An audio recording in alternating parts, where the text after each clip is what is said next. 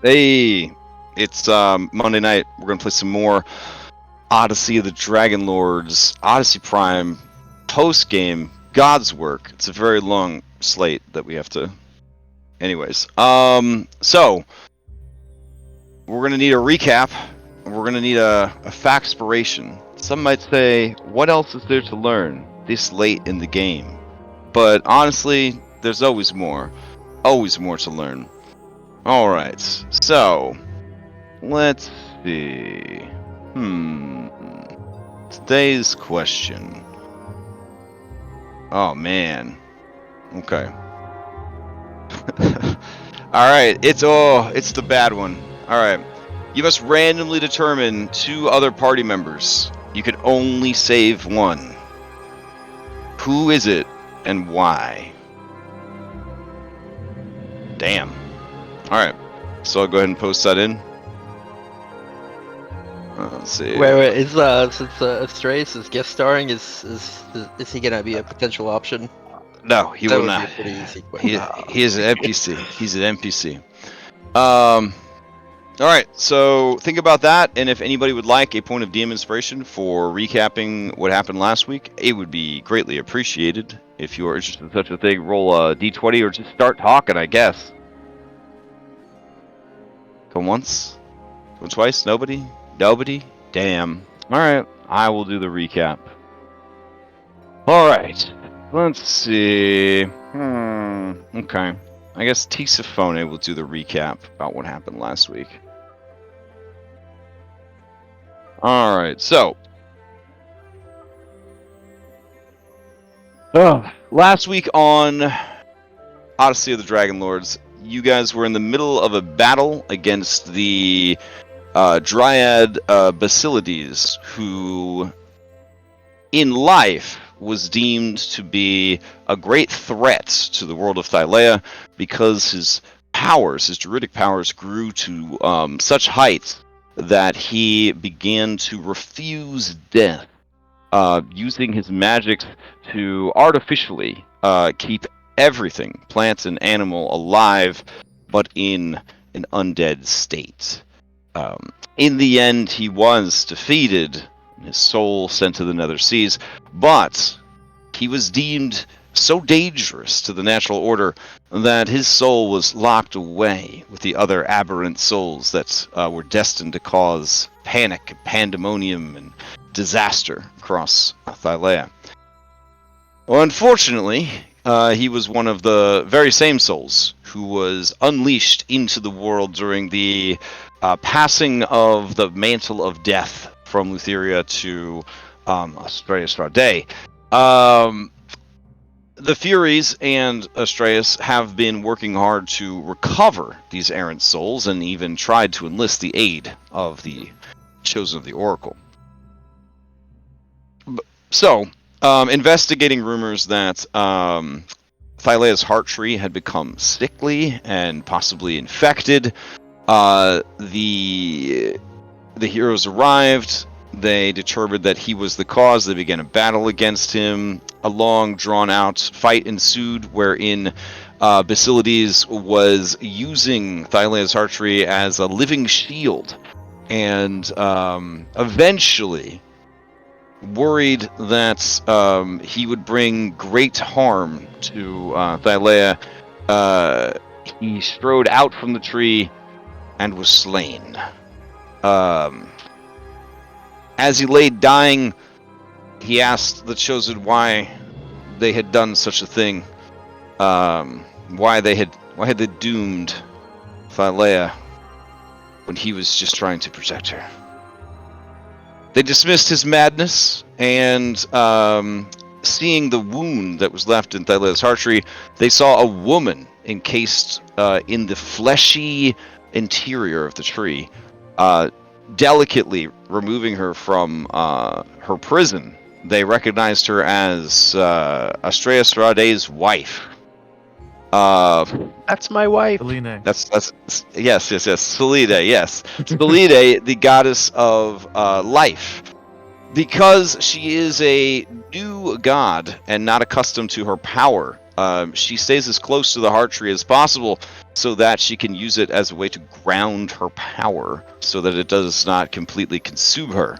And she's trying to slowly master it. But she is finding the process to be quite difficult, even with the aid of Thylea. She was taken in by Basilides' words and intentions, only to find herself betrayed, sealed inside Thylea, and used as a sort of mana battery for the many rituals and spells that Basilides would then perform.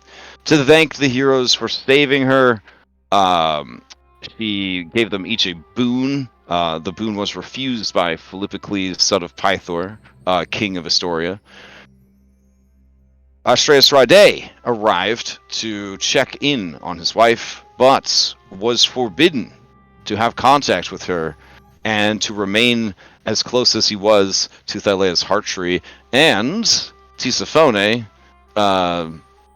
arrived to remind him of his limitations and responsibilities. Yeah.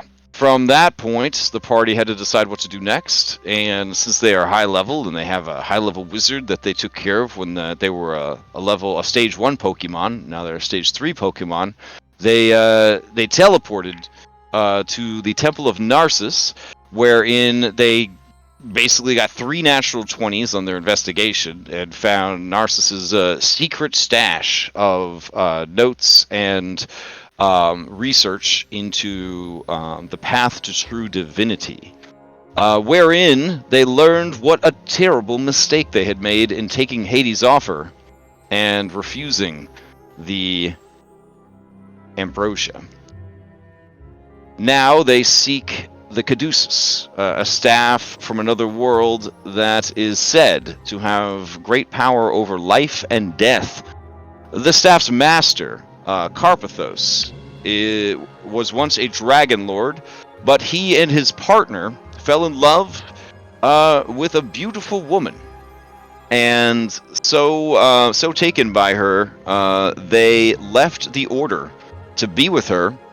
And this woman, Nemocine,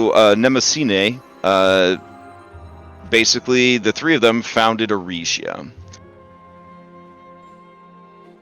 So, too many cooks in the kitchen. In the end, they had a falling out. Nemocine basically had them executed, but the 2 of them were too edgelord to die, so she instead had them imprisoned in a magical painting so that they could never escape and never challenge her rule. Her descendant, Queen Helen, recently slain by the Shadow Lord, kept this secret even unto death. And so the party approaching the painting was unable to enter because they had to provide blood of a true-blooded dragonborn had to seek counsel from the Wolf Lord, and only if the need was dire.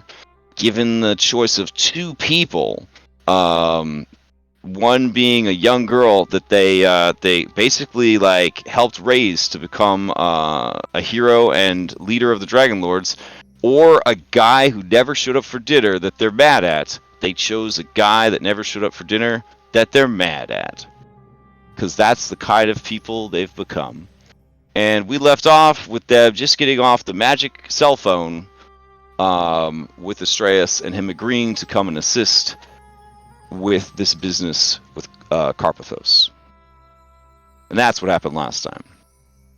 I would like to just add that we chose that guy due to convenience of him being able to teleport there immediately. I'd also like to add that it was only Phil who made that decision, and only Phil hates him. I see. Not coming to the party. Yeah. Fair enough. All that sounds pretty true. All right. Well, if anybody wants to answer the Faxpiration question, you have all of 3 seconds to do so. I'm going to delete it. 3, 2, 1. See, Phil understands that it's a better mechanical benefit to answer the fact exploration and way easier than doing a recap. That is why, even when he doesn't have an answer, he always rolls in any game that offers it. All right, Phil, take it away. Well, don't you have to determine the 2 party members? Oh yeah. All right. Let's see. I'm just saying, we could throw Astraeus into the hat. Nope. Oh. All right. Let's see. There's 4 of you. Okay. Here we go. Gonna roll a d4 and then a d3. Okay. All right. So it is Cyrus and Hypatia. Ooh. So this is they can't use this knowledge against me, right? I mean, it's meta. It's meta. But you know, this question will carry weight for the rest of your life. So I hope it is worth the d12. Did we leave the room? Nope. Nope. No, it's fine. Man, I don't know. Hypatia gave up on Phil when he needed her most. Mm-hmm. But she also has all the power to achieve his goals. Yeah, I think for that reason Phil would save Hypatia. Damn. I feel better now. I've been featured in this question both times. Reset would let me die. Wow. I mean, I think you were up against Anna, and it was a young. Yeah. And it was also a younger Reset. I don't know. That's why I thought it'd be interesting to have the question when I saw the question popped up again. All right, you may ask the same question of any NPC you've met previously during your Odyssey, and I will randomly determine 2 of you. I'm an NPC. Oh, you are an NPC. Yeah, I that's true. picked Astraeus. Wow. All right, you picked Astraeus. All right, here we go. We're gonna roll a d5 and then a d4. All right, it is Hypatia. Oh my god. Anti-body. No, that would kick it down to Cyrus. So you got Hypatia or Cyrus? Same question. I would not save either. If it is their time to die, it is their time to die. Oh, look at Oh, this come guy! on. Oh, Canadian-ass answer. hey, you know what, Astraeus? Such good roleplay. Take 3 DM inspiration, my sweet boy. Take 3. You deserve it. You deserve it. You're just the best. Okay. Bloop, bloop, bloop. Aw, so happy to have you back. That is All such a right. Canadian answer. No, that's a god of death answer. All right. Then I guess we're ready to Save begin. people. That's a different department. Yeah, right. Let's see. We need music that would be in a castle before paintings. I know which one.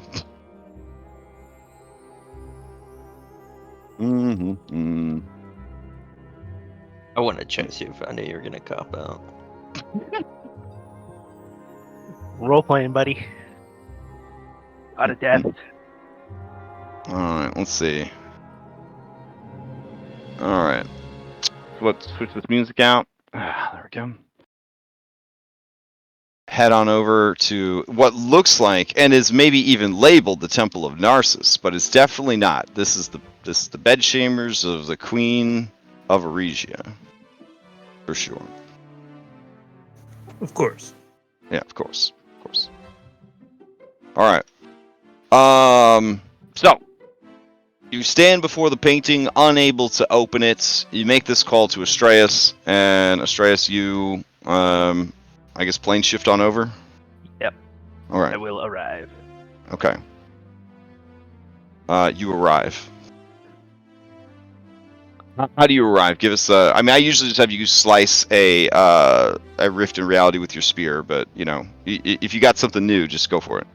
Yeah, no, that's right. That would be okay. Slice out there. Darkness would pour out of the rift, almost like, you know how like a light beam cuts through darkness? It's like darkness beams cutting through the light as I step out into the room. Taking a look at my former companions standing before this portrait. And I'll just give them like a kind of a half nod and stride towards the portrait. Pure business. Your business. Okay. All right. Let's see. That is a very large pig. That's heroes. That's heroes. Big. I will step up to the painting, and standing in front of it, I will kind of reach out a hand and see if the painting remains solid at my touch. Oh. As you reach out to it, you recall to mind your old ally, Karapthos. So, you know how in every D&D group, there's one guy that secretly wishes he was playing Civilizations, right? Karapthos was really into that. Like, he thought that in addition to being liberators, definitely not conquerors, that you guys should also take a more civic hand. Not only liberate people, but then guide them. And he was the one that sort of influenced Telemach to sort of start his own settlement and things like that. But when Karapthos left the Order, he took with him his brilliant mind for civic planning and things like that, and used it to build the mostly perfect society of Aresia.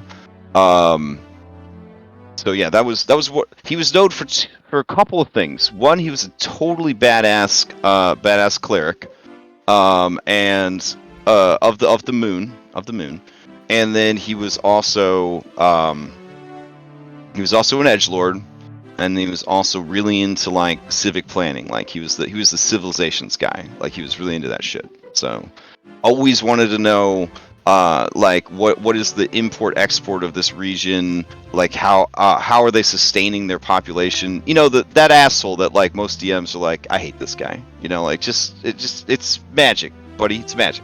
He wanted to know, he wants to know everything, how everything works, how everything moves. He had a very brilliant and curious mind for that sort of thing. So all right, and then you also call to mind the other Dragonlord, Jacenna. And she was fierce, fiery, and passionate, and very much the impulsive, get things done, ask questions later sort of member of the team. She was drawn to the sort of stoic, orderly mind of Karapthos in a sort of opposites attract situation. And as much as you loved your wife, you often remember seeing the two of them together and understanding that was what real love looked like. Like it was intense. Not a safe love. It was a dangerous and volatile love, but it was strong. Anyways, they left the Order. The war started. They refused to join. It was a whole thing. A lot of hurt feels. Their dragons refused to join as well. Not heeding the call and basically all four of them turned their backs on the Order. So, and their obligations. I don't know how you feel about that, but all of those feelings and memories come rushing back to you as you reach out.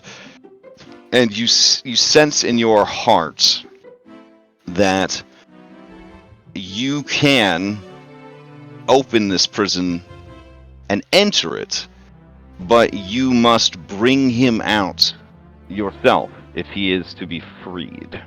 You are not unlocking a cage. You are entering a cell right now. And all right.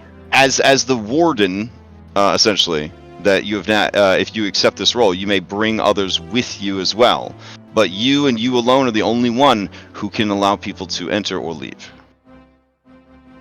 I will sort of step halfway through, so half my body's on one side of it, and the other half is still in the room with them. And I'll just turn to the Chosen and kind of gesture. Enter, if that is your choice. I mean, that's why we called you here. And Phil goes in the painting.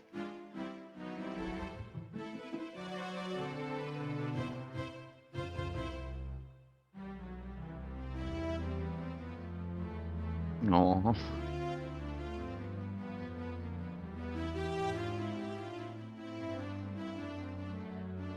And once they all cross Yes, the yes. threshold, I will finish. Let's go. Now, you are bringing your B team as well, right? So this would be Kyra and others coming with you. Let me go back and grab them Yeah. off the dashboard. All right. They may have relevance in this what is to come. All right. Well, I saw Kyros was there because you're squeezing in between your thighs constantly. But you also brought Chandris, Zamrock, Kyra. Am I getting that right? Bullbug? Question mark? Yes. Okay. Okay. All right. Well, did I get it wrong? Is that that's who's in the teleportation circle? I don't remember. Oh, okay. I'm pretty sure that's right. All right. Well, we brought Bullbug because he was gonna help us fight the tree, but we forgot to use him. Damn. Don't worry. He killed like 3 or 4 ancient Leshen by himself. Like, yeah, off camera. Yeah. Almost lost another eye. Yeah. Those birds. Exactly. All right. Well, I guess that's it. All right. I'll go grab him. Does Bullbug tell Astraeus the bullseye joke? He understands this is a pretty serious situation based on how Astraeus is looking. But when Bullbug and Astraeus get together to have dinner sometimes, he's already told him that joke. So yeah. All right. Heading in. If I can remember what it's called. Nope. Hold on. There's so many maps now. 150 episodes of maps. Let's see. Here it is. Blightfang Mob on Keep. battlefield. Oh wait, no. Alright. Alright, so I'm gonna put you guys over here. Gotta change out the music. Alright, so yeah, you jump in, and then you hear off in the distance, "Let's go!" And then you hear like a kind of rippling sound in the painting.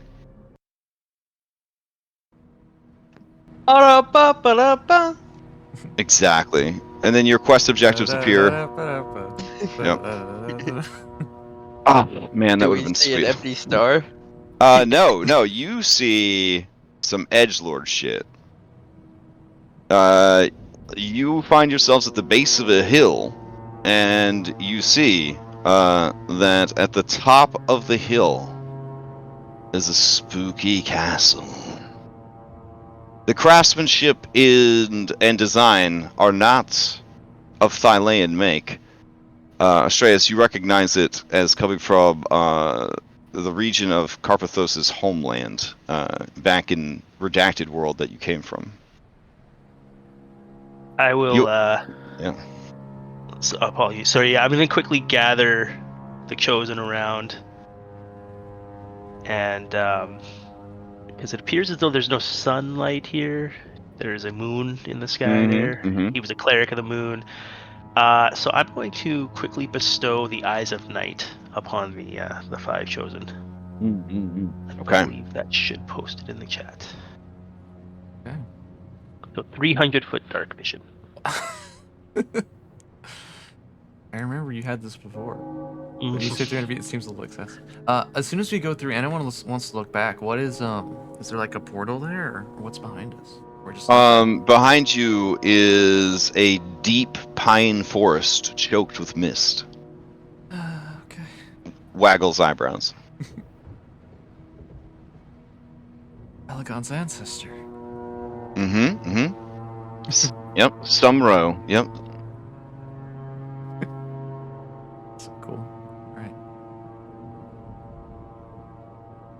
Oh, yeah. So let me try to set the scene here because I'm relying too much on the visuals.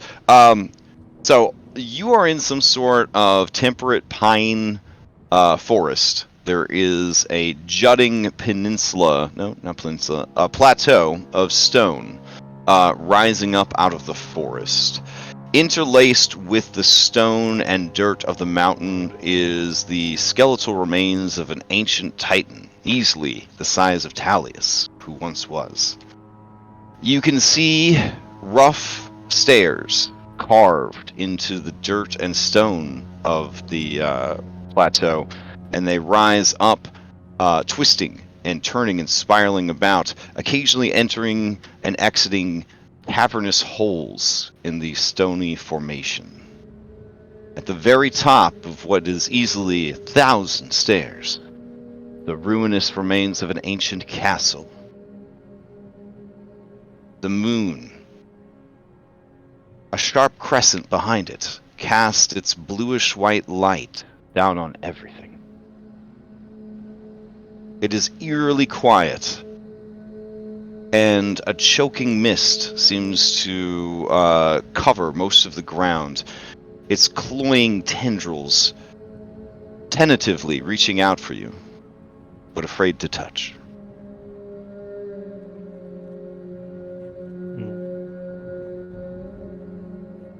From this distance, you see, exiting the eye socket of this skull, hundreds of feet above you, is a dragon, the likes of which you've never seen before.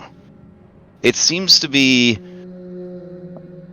a sort of pale silver with magenta and purple accents.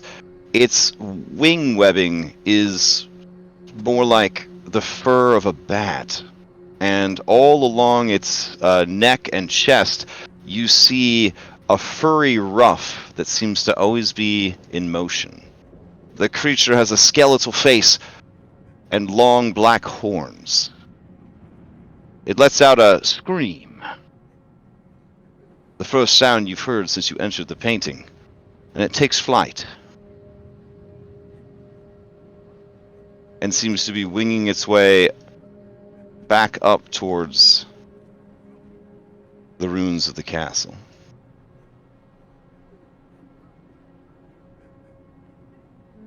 And you see it disappear behind the ruins.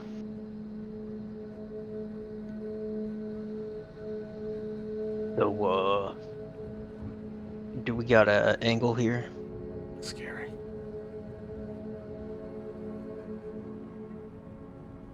Well, we know we want the staff, and Bill's probably gonna want something, so we'll have to decide what we're willing to trade.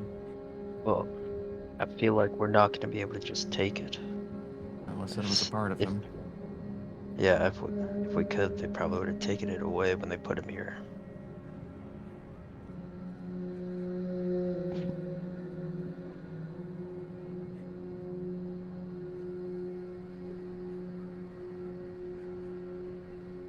Well, we could go for the oldie but goodie. Put them apart and take what we want.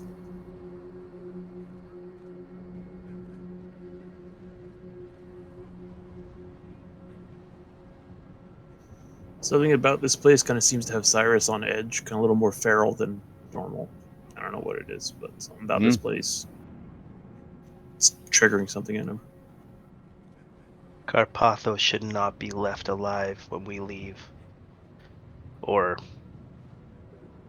in whatever state he is in. Okay, well. Can you kill the unkillable god of death? Knowing how strongly this staff binds to its owner, is there a chance that this is actually a cursed magical item? Yeah. Definitely. There's definitely a chance it could be a cursed magic item. Because if that's the case, I could break his attunement to it.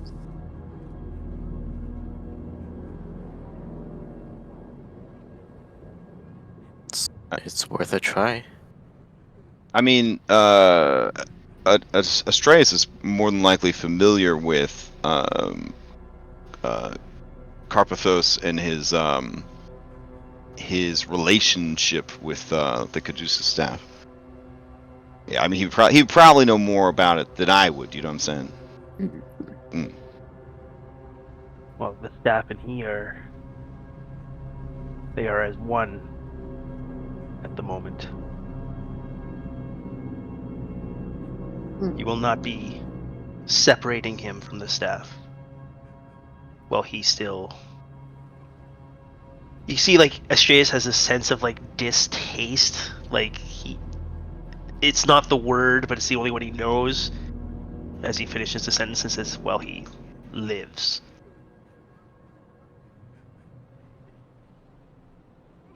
Well, he certainly was a problem before, so I've... Sounds like you pushed Yeah. the problem away until you could deal with it. I guess we can deal with it now. Yeah. Oh boy.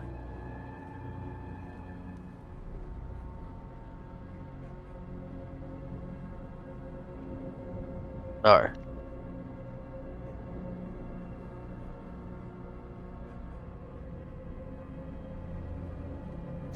So, shall we go knock on the door? Yeah, Kyra is going to kind of catch up to you, Astraeus, and like pull you aside. And she's going to say, well, do you think they'll be happy to know that Narcissus is dead? Narcissus. I do not believe he is dead. What do you mean? He died in the Civil War in Aresia. He died protecting Queen Helen. That's the Shadow Master told us like 15 minutes ago. Not that that's a reliable source for anything, but Narcissus' soul is not in my realm.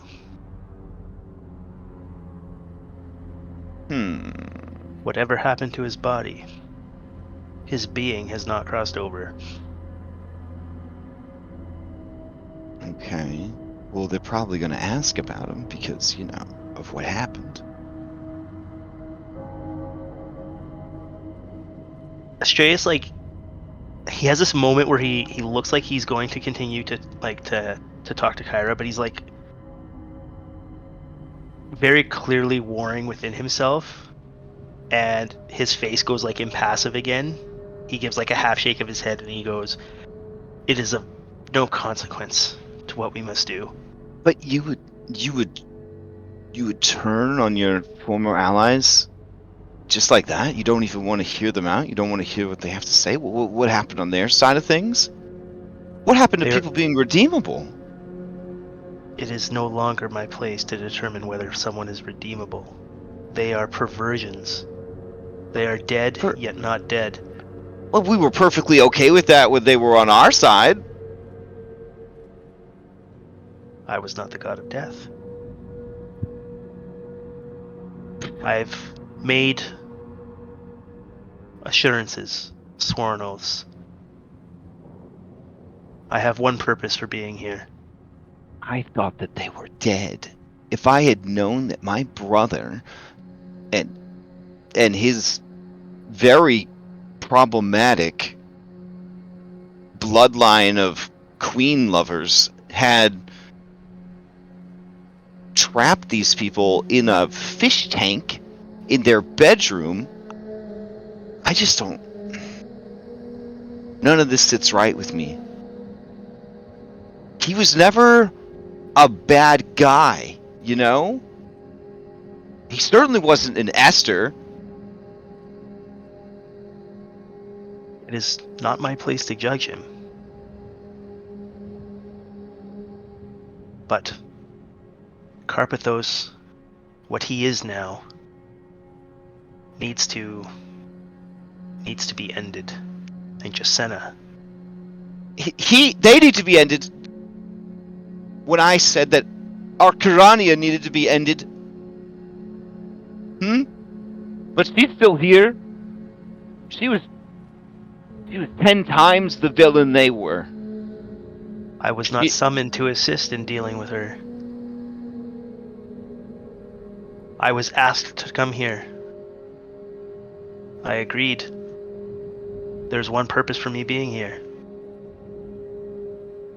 Her lip curls up, and she says, I don't hate you, but I hate what has happened to you.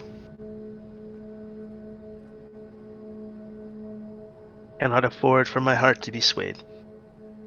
This is simply what must be. We all pay a cost for what's been done. And he kind of like pointedly turns away from her, like he physically can't look at her and maintain that sort of attitude, and he keeps trying to come up the path.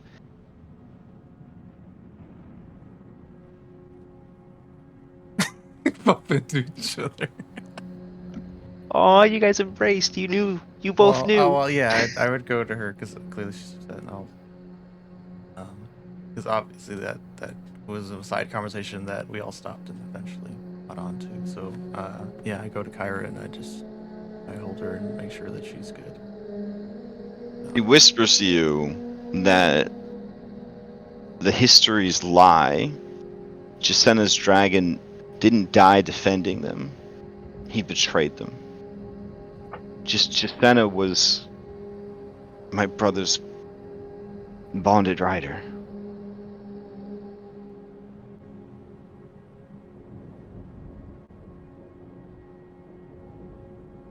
Wow.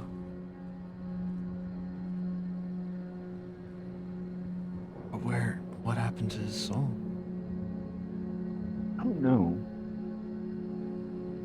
I mean, he's not doing a great job of keeping track of things. Yeah. I will help you look for him. Want? We have too much to do already. When there's time.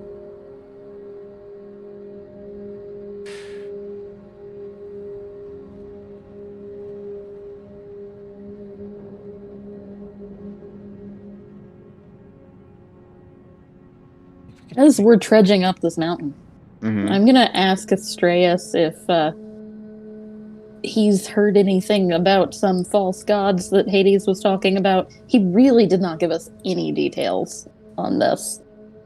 You have any leads, any lines? Astraeus, generally there are hundreds of gods in Thylea. Most of them are minor spirits or elementals. Any that get too big for their britches are generally poached by the Titans. Yeah. So in recent years, you haven't heard of any besides you and your allies. Yeah, the only new gods I've heard of are myself, my wife, and a clever Medusa and a very angry barbarian. I poached, guy is so poached cagey. you. Do you mean eaten? Like Huh? Kronos did? Oh, I mean, Astraeus, it's a pretty matter-of-fact process. Yes. Okay, just making sure. Yeah. Yeah, he'll just nod. Yep. I mean, you guys have had it established already that things that are sacrificed, they cease to exist. Like, they have no soul, they get no afterlife, there's no reincarnation, they are absorbed by the being that they were sacrificed to, which in and of itself is a consumption.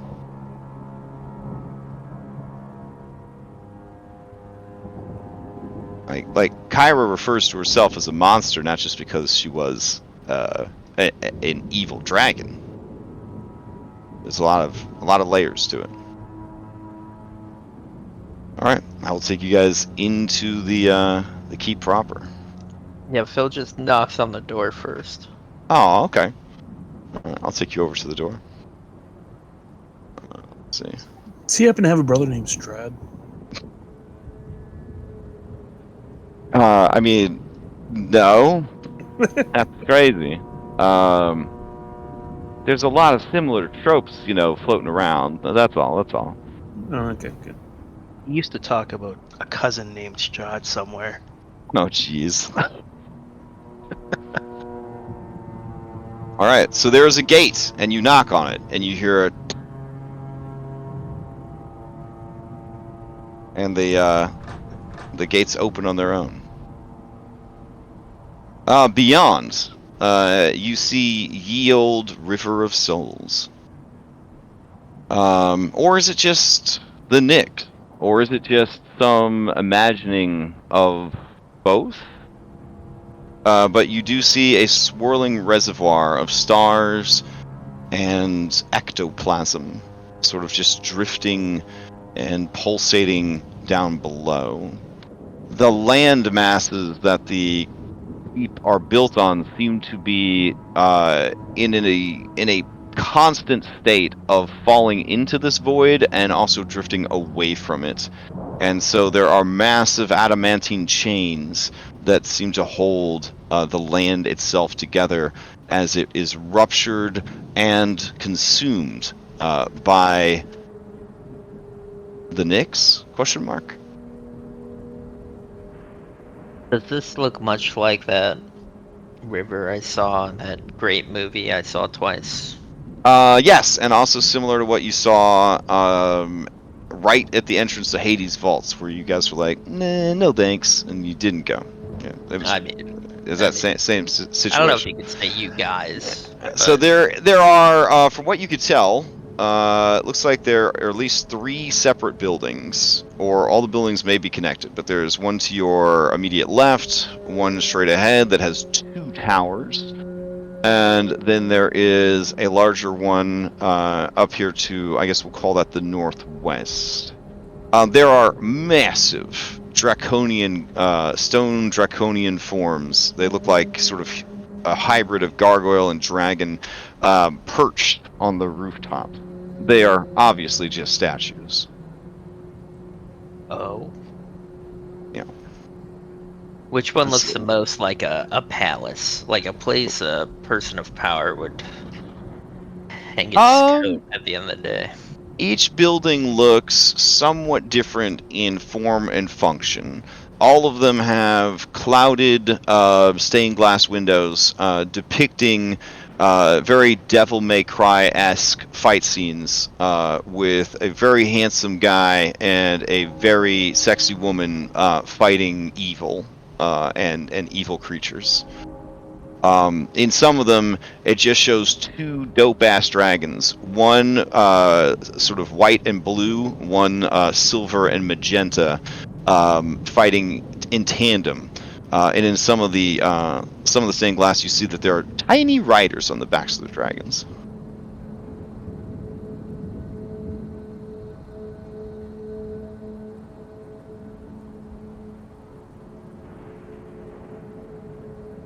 What you do not see is any sign of life or servant. You show Astraeus the painting, Crash. You didn't see it. Of him with the painting behind him? Yeah, with him in the picture. Yeah, there you go. There you go. Oh, wow. Okay, my Karapthos the Wolf Lord, man. Yeah. my statement is So reinforced. Reinforced? Did you see what I said in the I chat? said he's looking like Vigo. It's like, Oh. like yeah. He's... As you're describing the ectoplasm stuff, I'm like, wow, this has got total Ghostbusters 2 going. Woo. Okay, a lone creepy. proton Well, pack. I see some doors over here.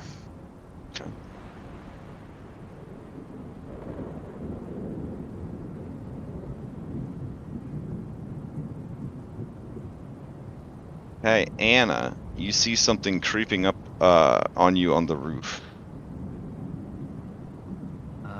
Which roof? The one directly above you. Oh, okay.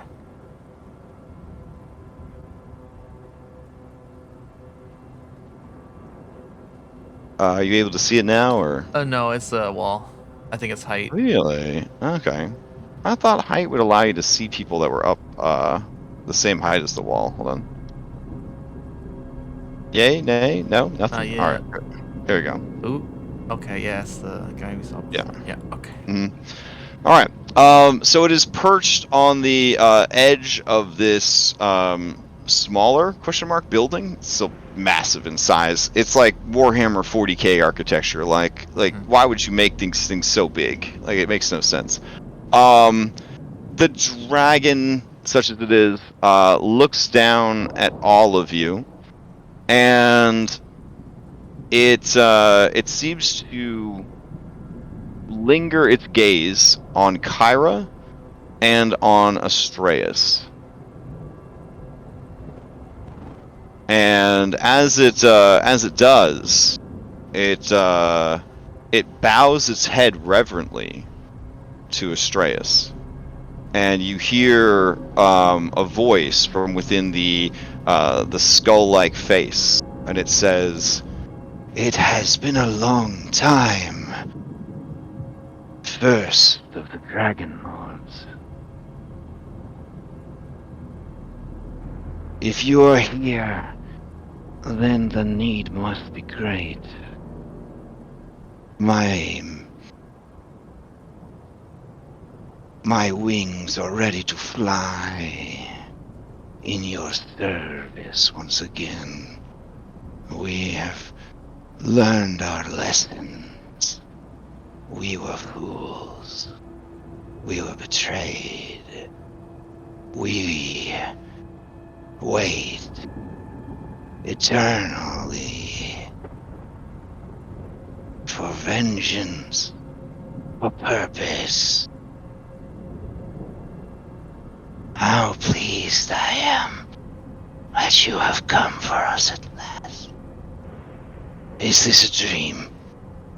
Is this a torment of my heart?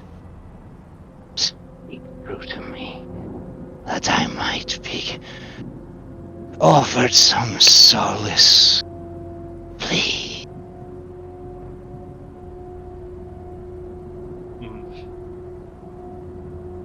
Waiting eternally, you say? Yes. It has to have been 1,000 years or more since we were imprisoned. Since I saw the lingering light of a sunset. Akarania, you're here. You survived. I've missed your laughter, your japes.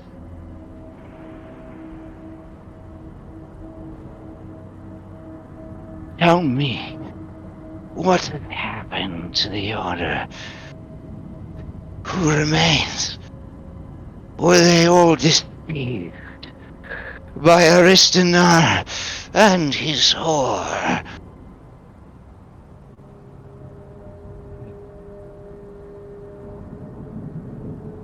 Do they rule even now? Is that what has happened? Do not worry. We stand ready.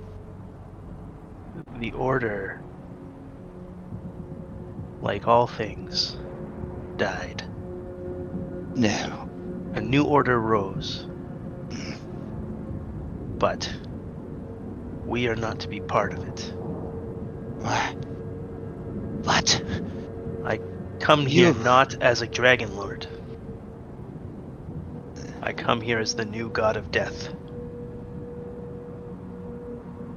There's to be an ending.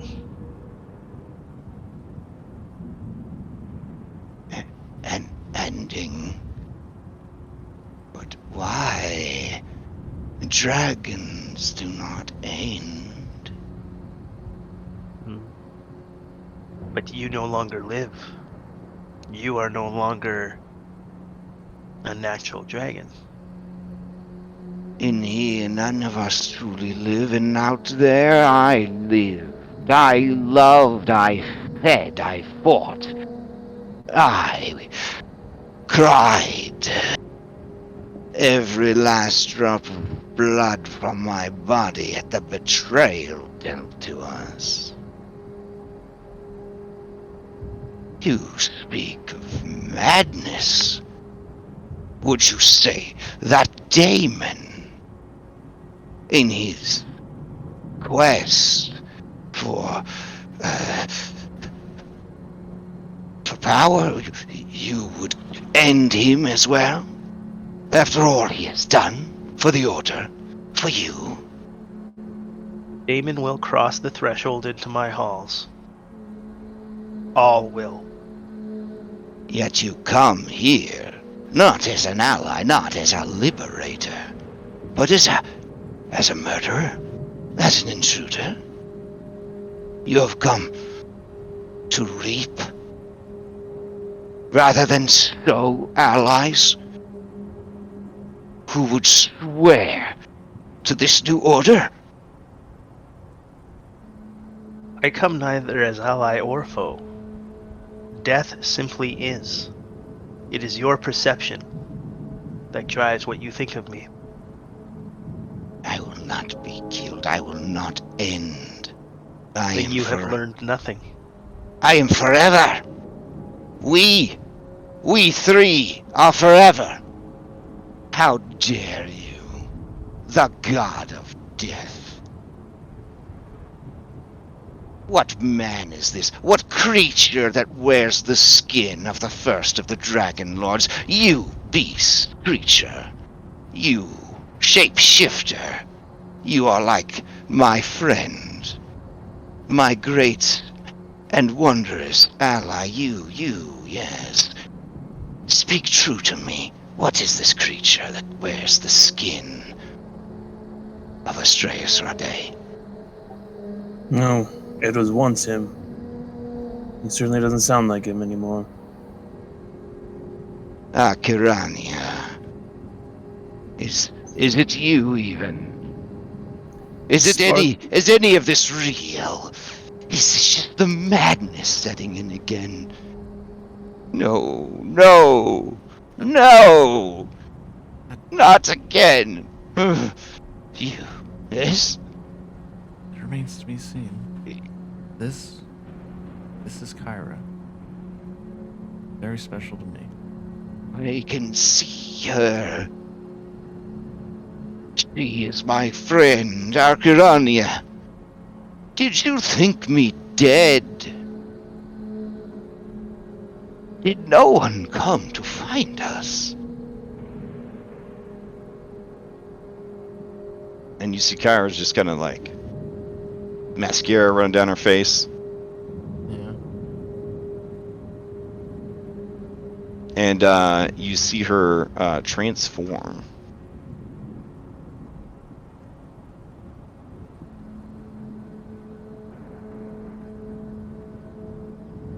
And the dragon kind of rears back and lets out a low like hiss and says, You are as beautiful as ever.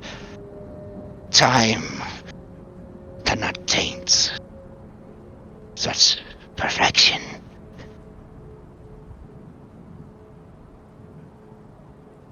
Who are these creatures that you are with?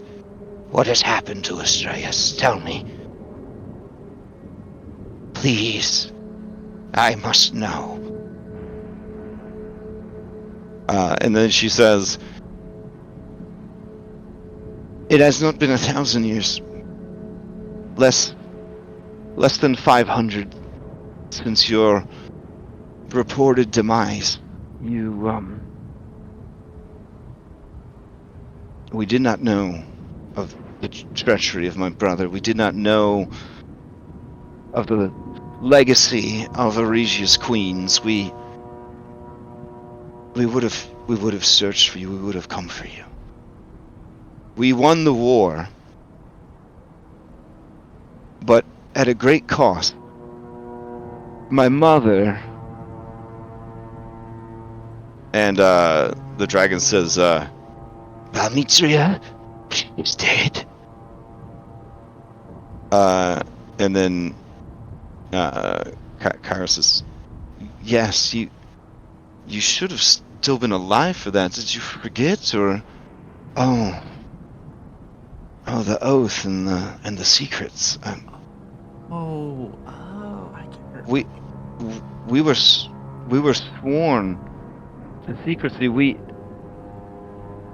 became the gods that the people needed. Beacons of strength and wisdom and, I don't know, music, and we did what we thought we had to do to win. We thought we would fight fire with fire. My mother, she stole from them. She stole their powers, you see. The Titans. And she gave them to us. She even gave some to Narcissus.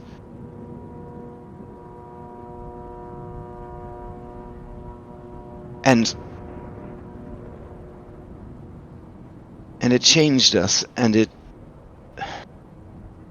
changed everything. And now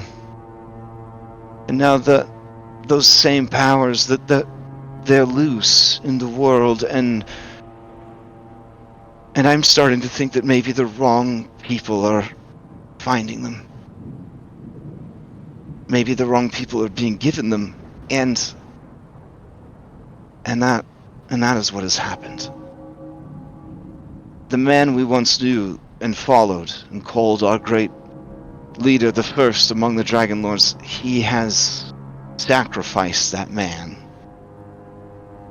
for power, for responsibility perhaps, for a penance he feels he must fulfill. I know that I feel it too. A desire to make right all the wrongs of a life ill-lived, of power abused. I understand what motivates him, but I won't let him kill you.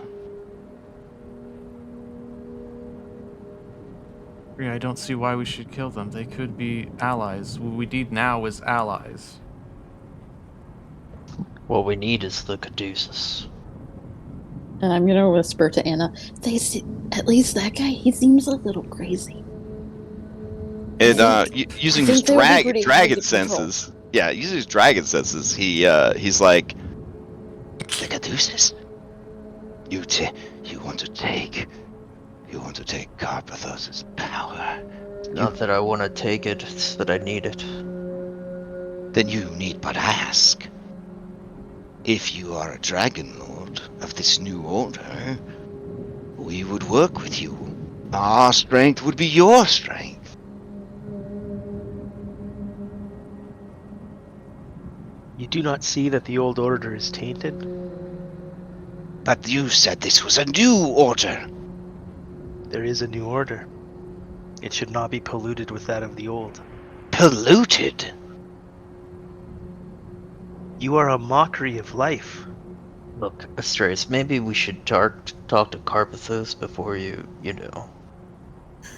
Astraeus, you don't speak for all of us. If you mean harm to my friends, I will fight you.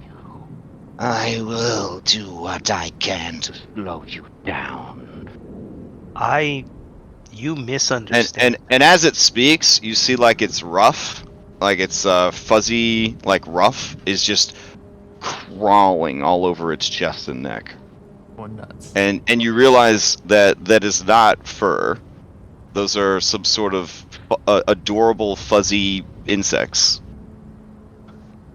Like hundreds of them. You misunderstand. I have no intention of harming anybody. You are trapped here. Yes, but you've come to lead us out, yes? Every magic has its limits. Karapthos found it. There is a way for us to be freed. This prison is great. But to balance that greatness, there is a fragility there. Much as the lichdom that Damon sought. It is like that. They made the prison strong, but in doing so, there was but one weakness. That we could be freed by one who willed it so, one who knew us. Will you take me to speak with Karapthos? And who are you? I'm Balmetria's grandson. I would look upon your draconic form. Yeah, I don't have that. Where are the but, receipts? I have taken up Pythor's spark. Pythor has sired many children. Are you the offspring of he and his love? I speak, of course, of Hexia. I know who you speak of, and the answer is no. That would explain why you are not a dragon. You are not of pure blood. That is nothing to be ashamed of. I'm not ashamed of it. I said it was nothing to be ashamed of. Some of the greatest warriors of the Second Age were half-dragons. Yes, well. I may have sired some myself, but I found copulation to be rather disgusting. I see. Well, Astraeus doesn't speak for me. And so you have used him as a key. Then you must understand. He is the only way any of you can leave. yes, but I feel like he won't be able to kill any of you without us, so seems like we're at each other's mercy. Oh, how interesting. What a tense situation we find ourselves in. I would like to speak with Karapthos. I will not take my eyes from you, but I will let him know that we have company, though I am sure he is already aware. And it shakes its neck, and like a small swarm of its fuzzy neck scales take flight, and they wind their way up and over to this like tower right here, and then they kind of go in through like a broken bit of stained glass and disappear. They look like fuzzy pink bats.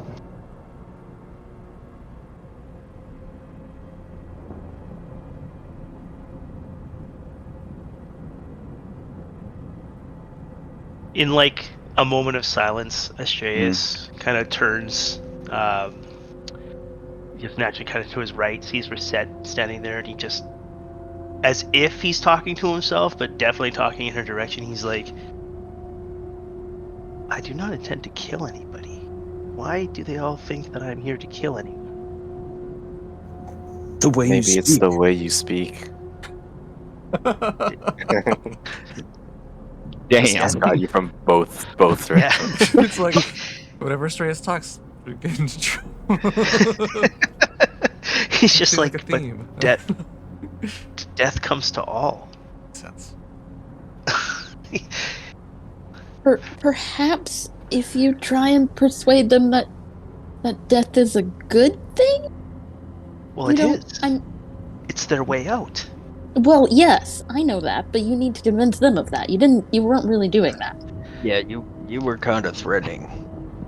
He's like super confused. He's like, so it wasn't clear that I'm offering them an escape from here to join me in my realm? No, that was definitely not clear. Nope. You just essentially threatened to kill them. Well, they will need to die to join me in my realm, but I don't intend to kill anyone. It is an offer of escape. Why can't they live in the mortal realm? Oh no, they are undead. So, do you plan on taking Damon also? I don't plan on taking any of them. Then why not just let them get out there? They'll come to you eventually. You have all the time in the world, don't you? You're a god now. Every death that they cause is unnatural. For they who should be dead are the ones causing it. I cannot let them into the land of the living. Chandra says, I It's well known now. Spent a great deal of time with Thylea. And while often she was consumed by her madness, she had a very clear understanding of the inevitability of death. There was only ever a handful of souls that warranted expediation. You would be wise to use caution and restraint. If you hunt so zealously for the undead, you lose focus of what really matters. Death is your domain. Undeath is a part of that domain. These creatures are a part of you. They are servants. They are not unnatural. For even in the natural world, without the aid of magic, there are necromantic reactions that take place. Creatures that defy disease and death and live. You would say that a cleric, a healing disease, is also defying death? You would say that a man growing extra food and sharing it with his poor neighbor, saving the man from a winter starvation, a winter, by the way, you're about to introduce, you would say that that man is in defiance of death? Where do you draw the line, Astraeus? Thylea told me, she taught me, that you cannot fight every battle, especially not the ones that you will always win in time. Nothing lasts forever. Not gods, not the undead, not even worlds. Do you even know that these would go out and kill other people? You're making a lot of assumptions. Well, I will point out, Reset, that Malzeno is eyeballing Bullbug real hard. Like its little glowing eye lights are just kind of tracing the flow of juicy hamburger blood as it like pulses through his resplendent bronze body. And there's sort of like a line of like kind of drool like coming out of the skull. They've been in here a long time. Yeah. You brought like a gold foil Capri Sun in you know, it's rough. It's rough. And what's Bullbug doing? Oh, Bullbug just he just staring around. He's just looking around like, okay, like taking it all in, just super innocent. It's very yeah. This is Cat, and this is the overweight, adorable hamster that doesn't realize the danger that it's in. Yeah, I'm just gonna keep watching. Okay, fair enough. Okay. Arcarania seems torn between wanting to converse with Malzeno, but also wanting to listen to this riveting conversation between all of you and Astraeus. I'm gonna give Chandris a gentle glare. I do not like hearing about Etheria from him. And say, well, in any case, all of this death business is beside the point. I'm worried about releasing a pair of crazed, vengeance, hungry, immortal beings into the world. Again, I don't would have done. Well, all the people they're mad at have already been slain, right? Queen's dead, Narcissus dead. Yeah, but if you're The dragon stop snaps them its from being head. mad. Wait, are you doing psychic? Are you doing psychic I think we're communications? doing Yeah, I feel like Okay. we're mind linked right now. I don't think we're Okay. talking. Okay. In that case, Arcarania is definitely engaging Malzeno and explaining, like, you know, the last 500 years or so in a way only Kyra could. So. You gonna confuse the heck out of him? know what the theory is.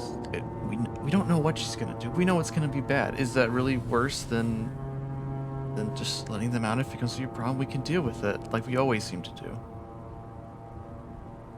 Well, I mean, okay, that's fair.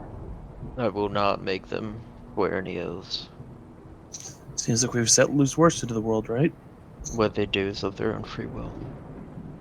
Nothing can be worse than the bugs. Well, you did break that scythe. Ooh. Bad. Yeah. I thought we all agreed not to bring that up. Sort of feel like that was fate, making that decision. Was me. I'm not denying it. I'm just saying it happens. Right. You see the flock of fuzzy pink bats come back out from the tower and begin winding its way back towards the creature. Boy, they really taken their sweet. Oh my goodness, they're all okay. There they go. They rejoin with the dragon, and the dragon says,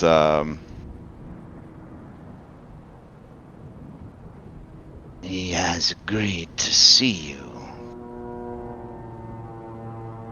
All of you. Welcome.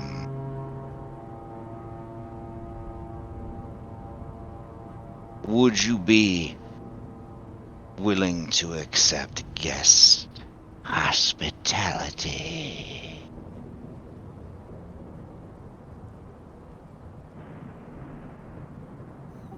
Inside. Yeah, so real quick, wouldn't that assume he has to provide food? Like, what food does he have? It can be good. he's a 20th level cleric. He will cast create food and water. Nice. Yes, yes, perfect. Phil still says it can't be good. Okay, can make a hero's feast. Well, you gonna do that, bitch? Can't beat a I've hero's never feast. experienced that. Yeah, you did. Chef Ramses made you one. Chef Ramses made you one. Yeah. That's the That's only true, one. he did. But I don't know that's a cleric thing. That's like a chef thing, and he could do it again. Well, Phil's for thinking. for Chef Ramses, it wasn't a cleric thing. Yeah. Exactly. It was hard fucking work. That's what it was. Lots of dead goatlings went into making that. The most well-behaved goatlings ever. Right. Okay, so are we I will give you a moment to discuss. Perhaps you would like to ride on my back, little bull. Bullbug? Would you like to fly with me? Bullbug. Hey, Bullbug. Hey.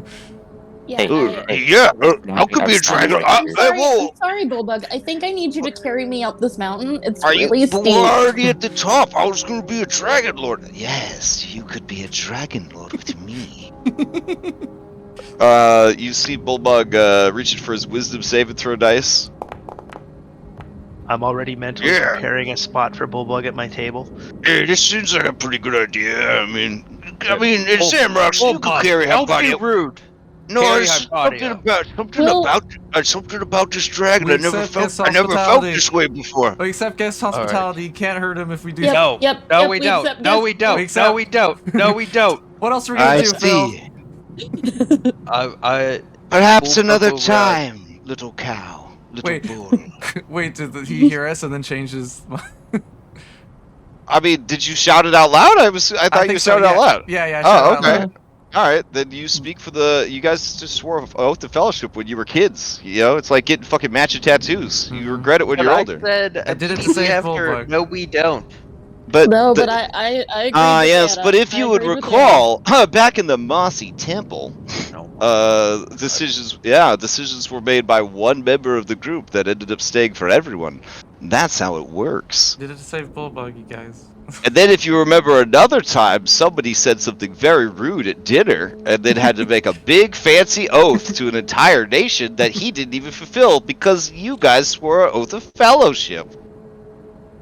Anyways, he tells you to follow him. Yeah. Yeah, that was real awkward, Astraeus. I look at him. I'm not part of your mind link, so I have no idea what you guys are talking about. No, I just say that out loud. Well, let's see. He's gonna send a couple of swarms out to, Do you guys even get to see his, like, neat little summoning effects, or no? No. Yeah, we they did. are- Yeah, I saw. I didn't see them before when you said they flew off, though. So I see them now, okay. though. That's cool.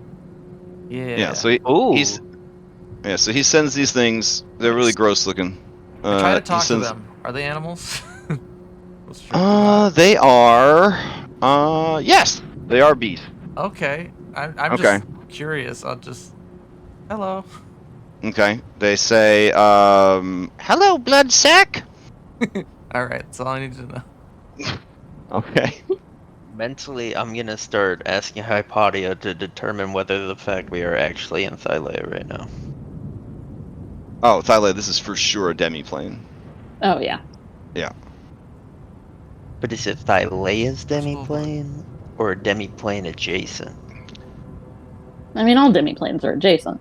Well, this is kind of like the anal bead situation. You are in Thylea, but not in Thylea. I'm sorry, I need to know. Keeps up with us. When you say it's like the anal bead situation, was that an analogy I should have been aware of? Like, no. Could you unpack that for You me? missed out on the adventure. You don't get to know about the anal beads. Alright, so you guys are at the door. Man, does this guy even have a... I don't even know if this guy has a place for you guys to eat. Jesus. Alright, probably not. Yeah, we'll make do. It'll be a picnic. That's fine. Let's see.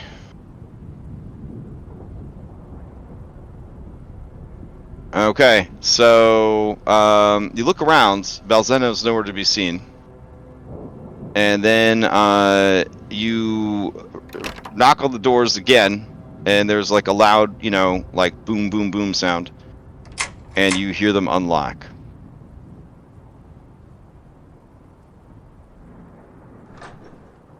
Alright, as you open the doors, you find the edgiest chamber you've seen in a long time, and you guys went and hung out with Hades.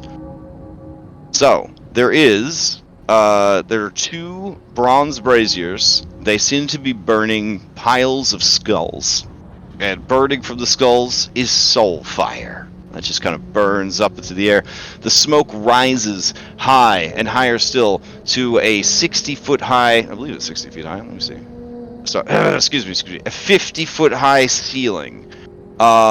Everything is kind of set up like a Western church, which your characters would have no idea what that is, so it's probably very weird looking to them. Stone ribs sort of rise up to like columns to support the overall structure. There are statues that seem to be of a skeleton wearing like a black wizard's robe with like a hooded cowl and stuff like that.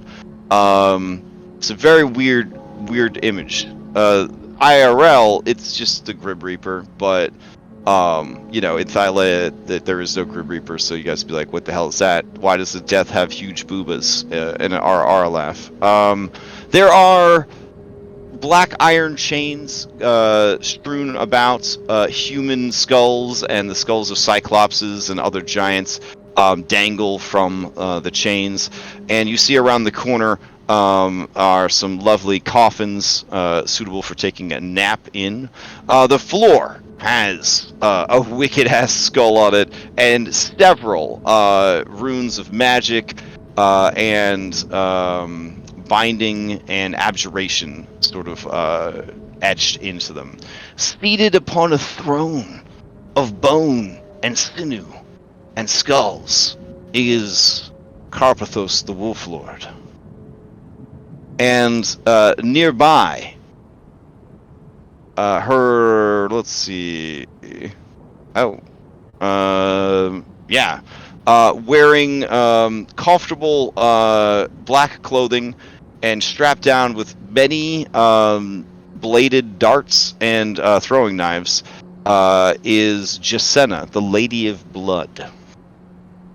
Oh, I know that cape. This cape? Sorry, huh? Oh, I just imagine like cinematically the cape that's just got rows and rows of knives on the inside. Oh, yeah. All right. And so, anyways, Karapthos looks at all of you and says, "Welcome, friends. We don't usually have visitors. Malzeno tells me that some old friends have come to tell us about this new order of the Dragonlords. You are, of course, my guest, though we do not necessitate the facilities for eating food. I can create for you a great and invigorating feast. What would you like, and I will make it for you."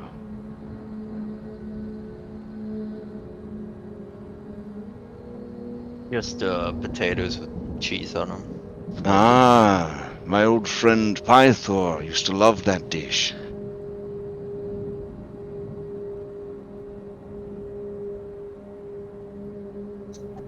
Meat, preferably close to rare.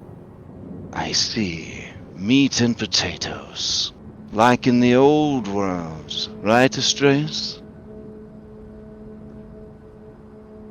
Astraeus like meets his eyes but does not answer.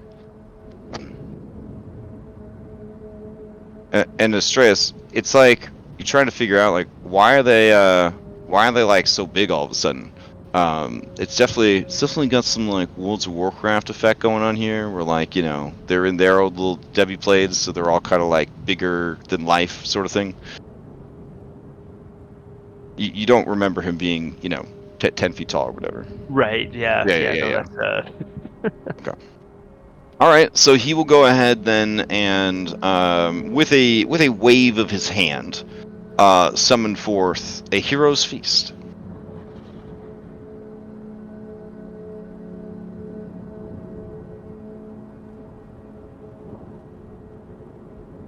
And you realize that they themselves likely don't require any food. Hypatia, this definitely feels like a timeless realm situation. So, however tough and big Malzeno was back then, they would just be that tough now. It's unlikely that they gained any of the benefits of time's passage, because the only time that has passed in here is their perception of time, which is one of the cruelest applications of chrono magic.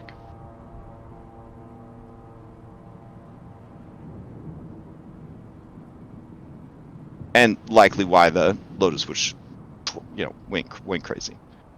Or honestly, why all the Sphinxes go crazy. Because when you are timeless, it is very hard to stay grounded.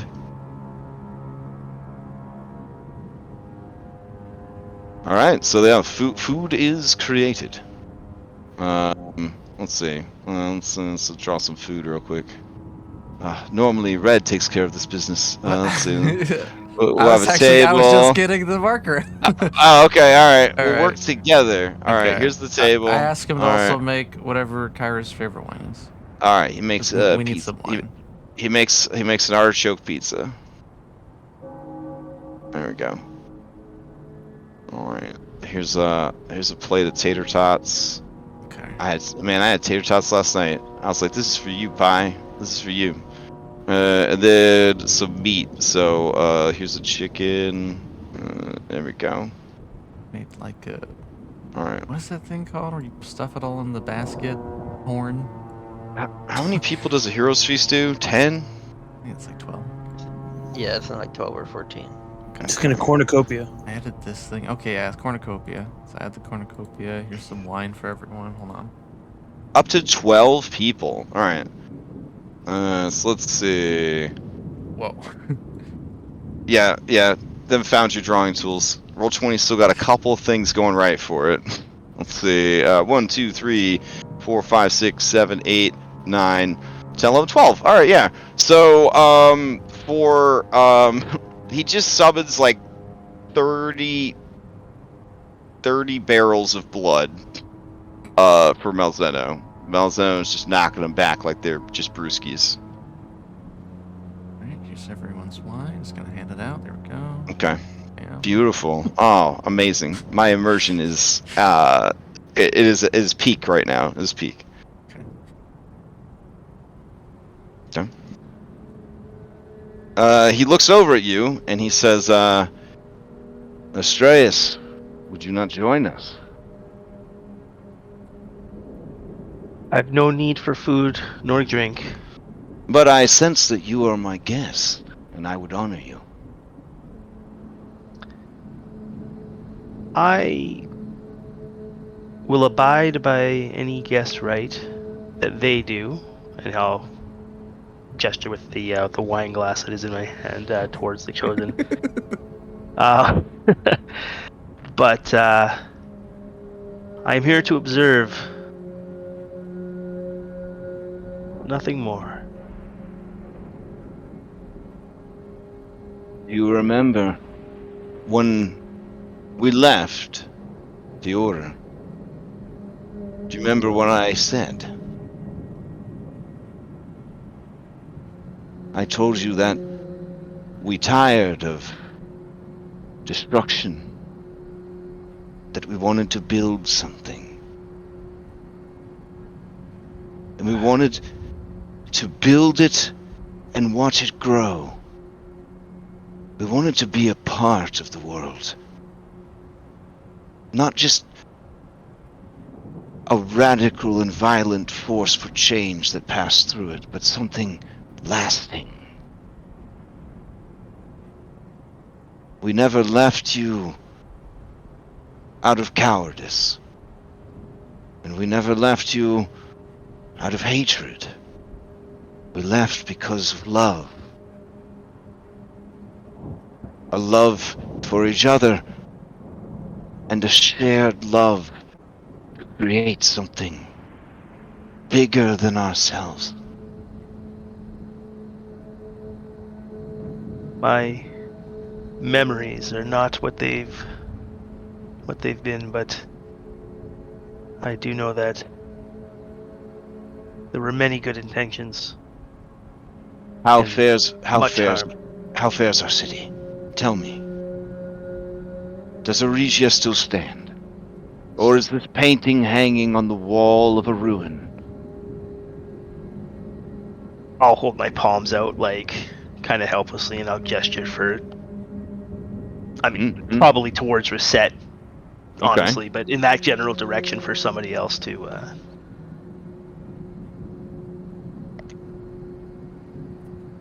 I'm like stuffing my face. Yeah. Oh yeah, Aresia's cool. Aresia's cool.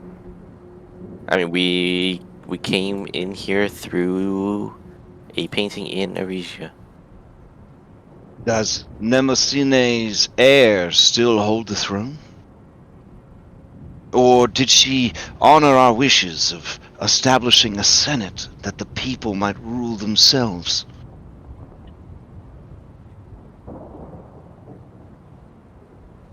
There was no senate, right?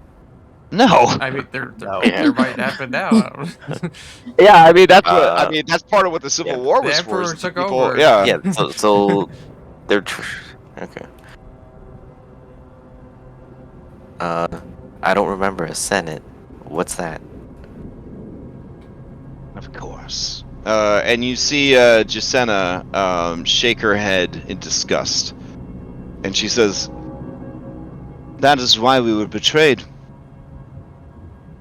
When Mnemosyne discovered that we never intended to rule Aresia, only build it, she and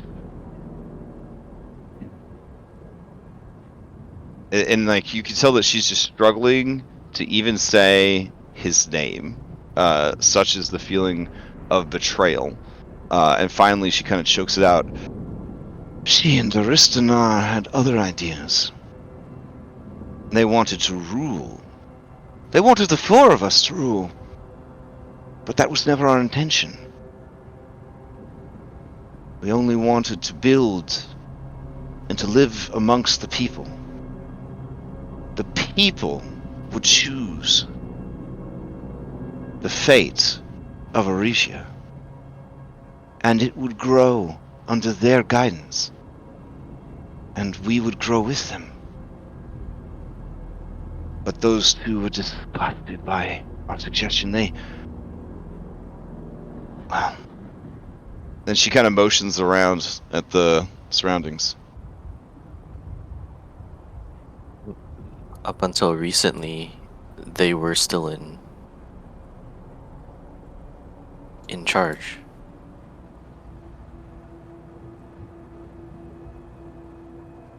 What has happened recently that has changed things? Jasena says, leaning forward, interested. Well, it appears the people have made themselves heard. She looks to Karapthos, and Karapthos looks to her, and he nods and smiles. An uprising.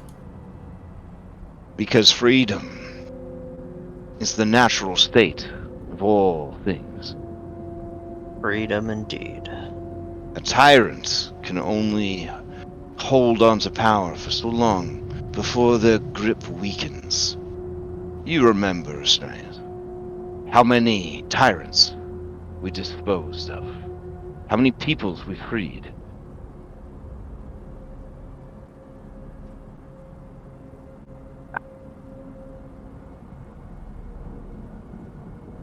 We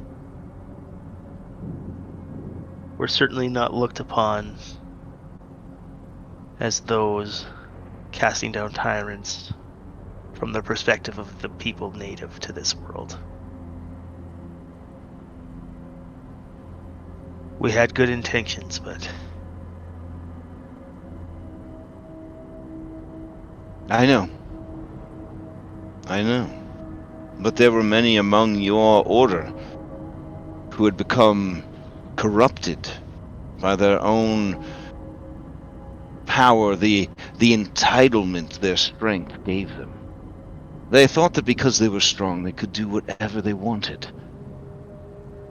Esther, and then he turns his gaze towards Arcarania and others.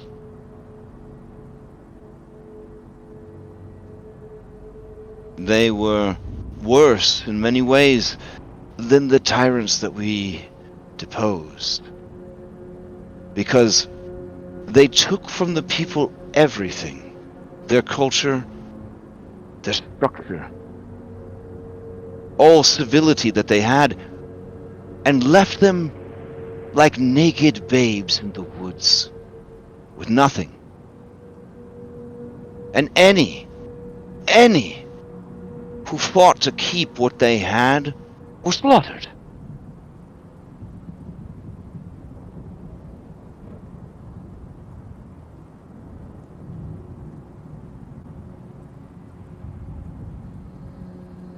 we never should have came. But we did. And we are now a part of this world. Our legacy is soaked into its earth, into its stones. It has nourished the roots of forests that have grown. We cannot take back what has happened, but we can do right by it. The three of us have waited patiently for someone to come for us, that we might continue our work. I was surprised to see it was you, for I had heard you were slain. At least, that is what Esther loudly proclaimed as he committed genocide upon the natives of this world. He did not lie. One of the few times truth actually escaped his lips. But you are mistaken. Yes, I opened the path into this prison of yours, but it's not I that has come here for you. I sort of just gesture to the others. It is them you must ask for the reason they are here. It is they who will decide how this will unfold. There is something wrong with you. You are dead, even still.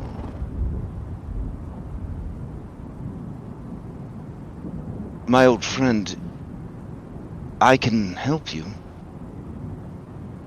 Do you need my help? I can make right what has gone wrong with you. Do you want that? There is so much wrong that cannot be made right. I am where I need to be to atone. Atone? Are you a prisoner then? Like me?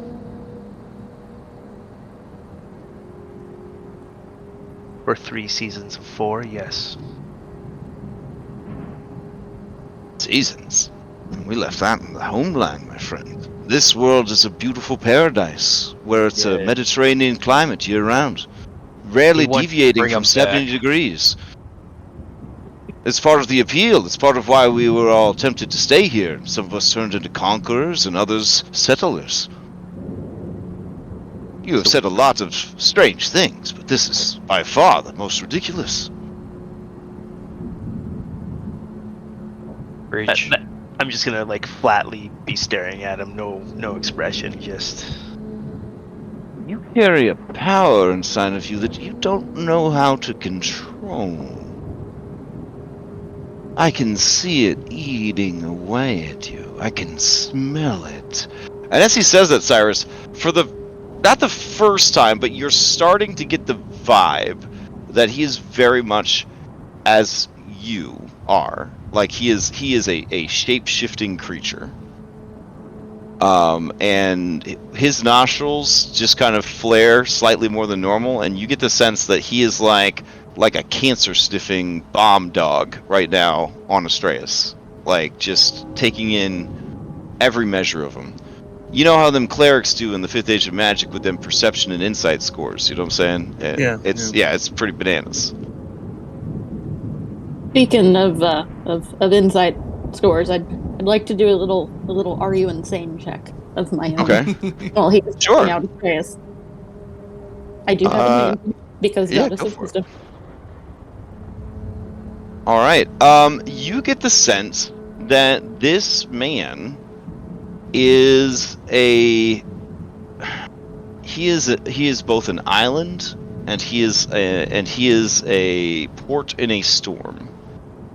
He has mastered long ago the raging beast that threatened to steal his humanity, and he has tamed a relic, an artifact that defies both life and death, and he has quelled the monstrous bloodlust of this woman and this monster. These two, without him, that would be bad news bears. If he could resurrect them, But also, this guy, without these two, would be bad news bears. This thing has definitely seen better days. She's hard to read, but generally you get the sense that she likes killing stuff. So as long as she's killing stuff, I mean, that's okay. Yeah. So a thought just occurred is inside group chat. If he has the power to resurrect people, why hasn't he resurrected these two? Why are they still undead? Oh, Astraeus, you actually know the answer to that one? Yeah, he made them into vampires. Jacenna first when she fell in battle, and then Malzeno second when they fell in battle.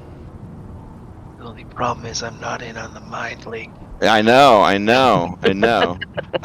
So yeah, the others wouldn't know that. The others wouldn't know that. Well, that makes sense because he's the one that actually has the eternal life staff, so they don't. So that's probably why he did it. Right, so that makes sense. like he will even outlive his own dragon.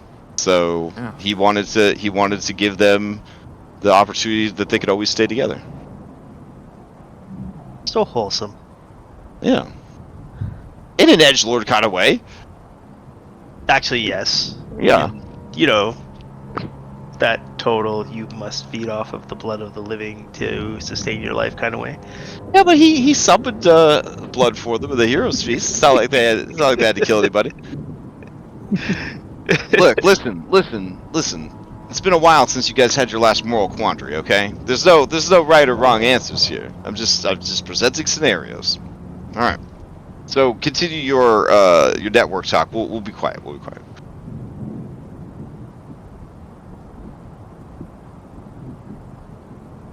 They don't seem like Thylea. They don't seem insane. Yeah, I'm not. Well, at least the guy in the middle. I'm not getting insane vibes from. The other two, big question mark. But he seems to be able to control them. Yeah, I mean, but at the end of the day, we need the Caduceus for ourselves. I mean, do we? Or do we just need him to use it on us? Because, I mean, I don't not trust him. I can always ask. I mean, yeah, we could bring that as part of the deal, You're gonna have to convince the Astraeus to let him out then. Yeah, but we're gonna have to do that anyway. I think, Anna made a good point. That's only if you decide to continue on. I know Phil's pretty gung-ho about it, but I bet he's on the fence.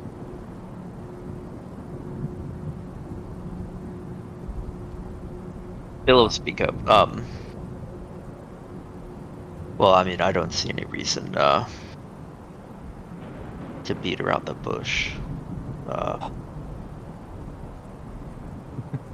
The reason why I had Astraeus bring us here is because I need the Caduceus. Why do you need it? Son of Pythor. It'll kind of like show Pythor's spark a bit. I needed to ascend to true divinity. To right this world. To right this world? What has this world done to you that is so wrong?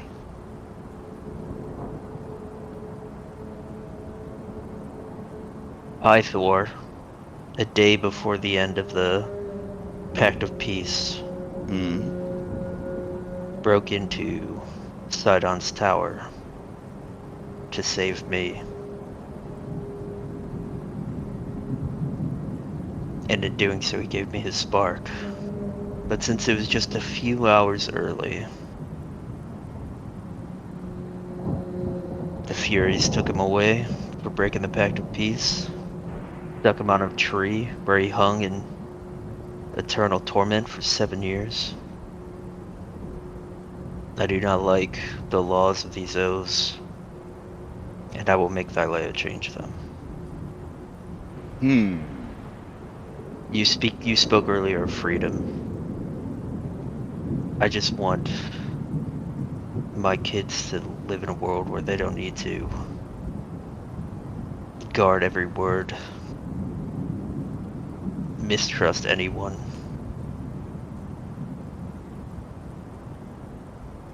There is no such world.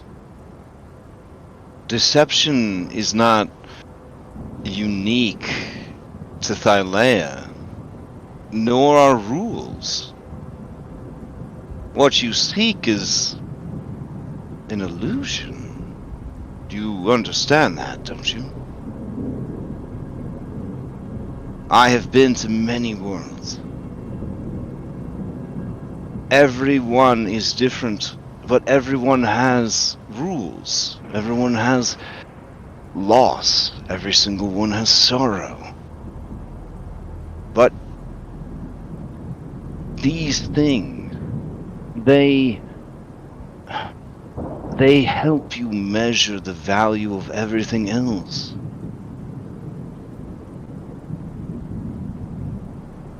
You must have things in your life that are very valuable to you, that you would take such tremendous risks, that you would destroy yourself, such as you do. What are they, Philippocles?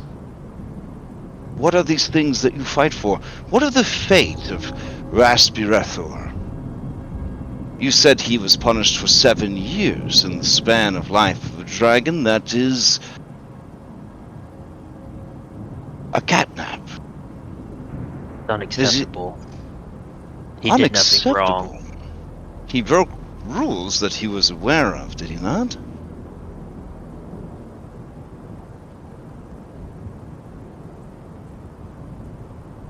To be angry at the rules does not seem a strong motivation for anything. The rules did not kill your father. You received him back. Only because I had to go outside of the rules to get him back. He would still be on that tree if not for my actions. He would have been there for an eternity. How many are wrongfully judged? Wrongfully judged? But you yourself said your father broke the rules. Aside from that, there was a whole race, and I look sidelong at Bullbuggen and Zamrox, who were essentially enslaved by O's, given and taken in bad faith.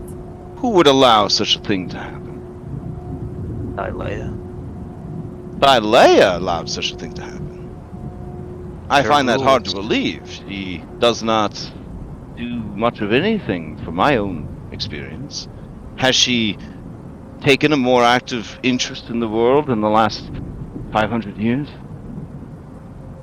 Don't you think that lack of interest is the problem? I'm not saying her intentions weren't pure when she made the rules, but I hardly think so. Blind eye. Do you really think so? The oaths are a natural law of this land. That there have been dire consequences for those who've either broken the oath or sworn them without proper foresight is true, but I really don't want to hear it from you. The Oath of Peace is the only reason that civilization thrived for hundreds of years. Pythor knew the sacrifice he was making, and he made it willingly.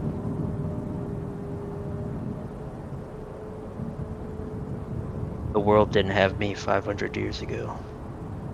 Is your ego really that big, Phil? Come on.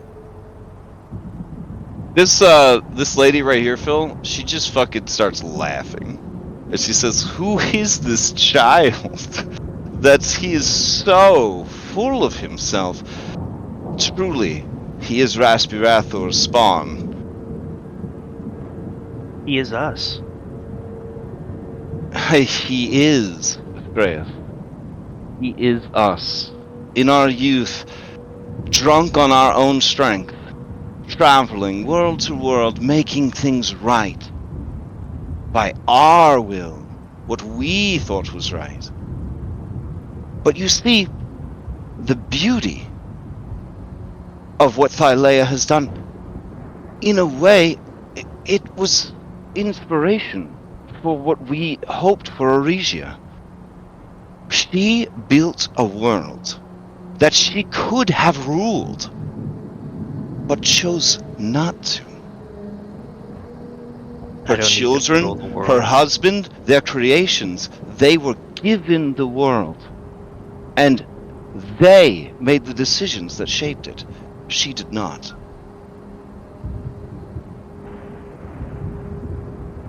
Like a mother who has a child, you let the child grow. You let the child live their life. And that is what she has done with this world. That is part of the beauty of it. Has it been perfect? No, nothing is. But it has been incredible. A world like few others.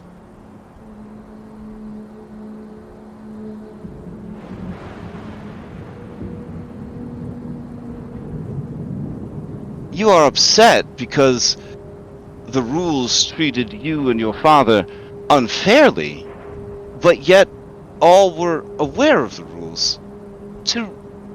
The way you speak is like a child angry at bedtime. If you're so unhappy, then why don't you just leave if you're so powerful? Do what your father used to do. Find a new place.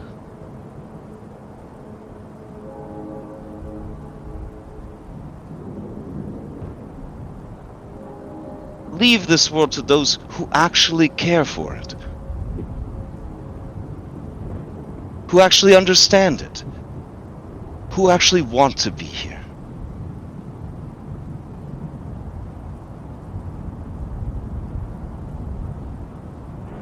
It is what we should have done when we first arrived. Taken those who did not want to stay. But instead, we decided that we would make things better and we would carve a beachhead and create a kingdom.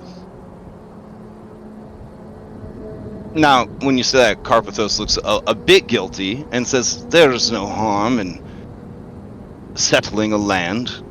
The harm came from what we were doing before, which was intruding, which was changing but not supporting. We turned civilizations on their heads and then walked away. That was our greatest crime. The Gigans may disagree, but I understand your point. Before the Gigans, there was countless others, and countless other worlds. Any that we deemed evil, any that we deemed dangerous. We protected the meek and the weak, but left no one strong to guide them. Would you have the courage to go back to the worlds we have visited to see what fate has befallen those we were the saviors of? For I am too cowardly to gaze upon them with my own magics, lest I see them enslaved to some other tyrant. Darkness always creeps back in when the light leaves.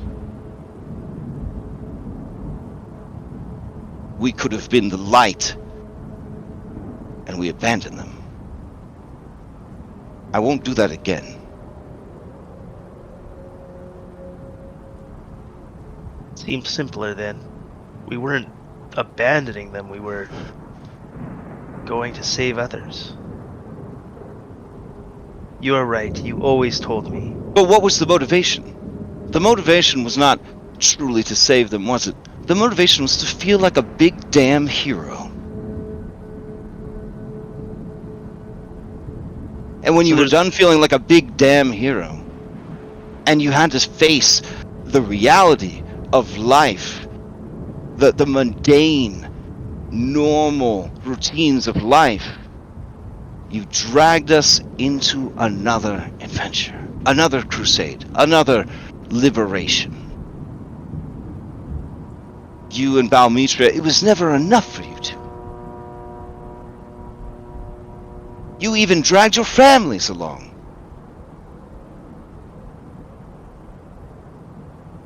Not all of them wanted that life. Not all of them were suited for it.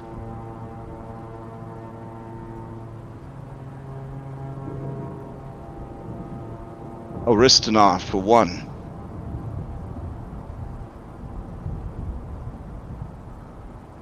And just, lowers his head, like, in shame. Arturania says, and me for another.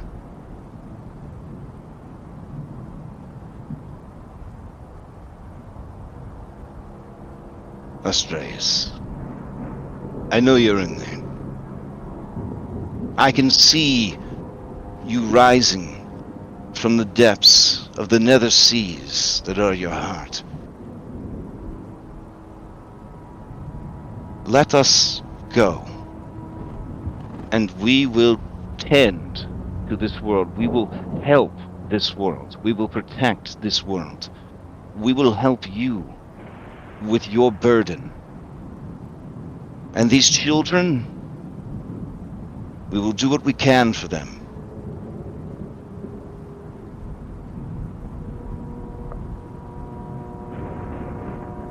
It's like he had his head kind of bowed as he was taking in all of the emotions of that kind of dredged up, and he looks up, and for a brief moment it looks like he's about to acquiesce, but his gaze rests on Phil, and then back to Karapthos, and says, "And what of these divine sparks? They are here to get the staff. Yet, Phil, what you intend to do, I feel..." What do you mean what I intend to do? You said you want to right I just what was wish wrong. to speak with Thylea, the mother that let her kids play with no supervision. Yasena laughs again and says, "That is not a being that you can speak with." I will make myself the being she will speak with. You would make yourself one of the great old ones, one of the primordials themselves, a being as old as time.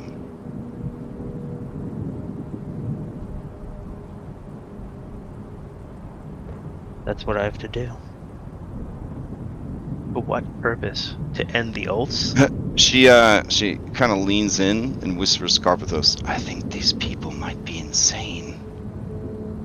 And he kind of raises a hand as if to say, "Play it cool, play it cool." They don't know what they'll do. Yeah. They honestly, Hypatia, are afraid at the things that Phil is saying.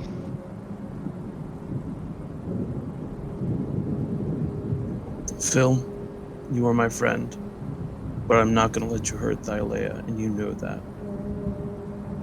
That's fine. I've been here trying to help you, but time after time you keep threatening, and it's getting tiresome. Well, I hope to not have to hurt her. That is hardly reassuring. There's a middle ground, isn't there? I mean... Has Phil shown middle ground this entire time? Oh, you're not helping. In the time that we've had the things that we've seen, the things that we've done, we've seen all the little ways that we can get around things. For important things, we can still intervene. And we've seen that we can. We've freed Pythor. We've recovered Chandras. We've got a line on almost talking the god of death into changing his mind and letting these people go. We're nearly there. I mean, I think that with the power we already have, we've always found a way. We can intervene to change the things that we need to change without upending the whole system.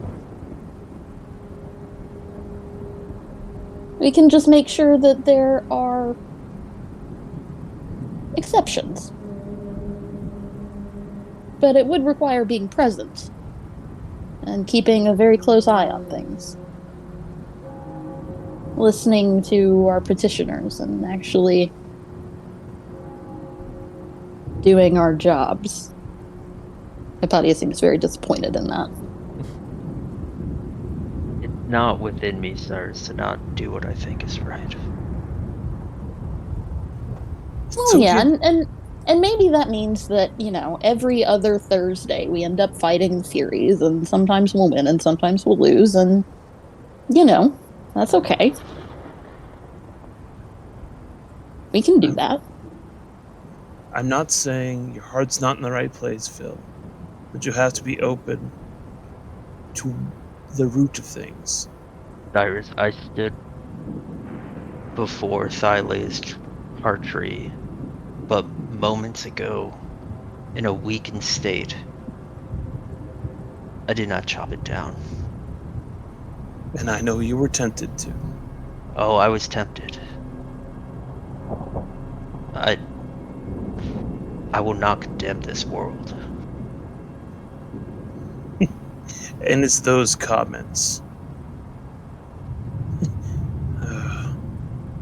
Do you not see how trying to force a change, such as you propose, can cause untold, unforeseen consequences that may do far more harm than the oaths? No, wait. I think they were once again excluding you from a roleplay by only talking in their braids. So. Oh, I'm Oh, talking Yeah. out loud. Oh, you're talking out loud. Oh, okay. I'm trying to talk out loud. Oh, okay. It's super fun. It's super fun as the high level DM to not actually have any of the people in the world know anything that the players are saying. It's super fun. So, what a fucking blast high level D&D is. Ooh baby. Cyrus is Templish, Fairliar. He's not thinking with his mind all the time at this point, so he's speaking out loud. I would have said everything out loud except the bit about Astraeus. Okay. Okay. I'm gonna need some cues. I'm gonna need some cues because there's other people in the room that hearing these things is definitely telepathically. We're gonna talk like this, and we're gonna hold our temples. I can't see your temples, so yeah. Oh man. Just preface it with this is I say telepathically, then we will know that it's telepathically. That's a fair compromise. Okay. Yeah, I don't think any of that was telepathic.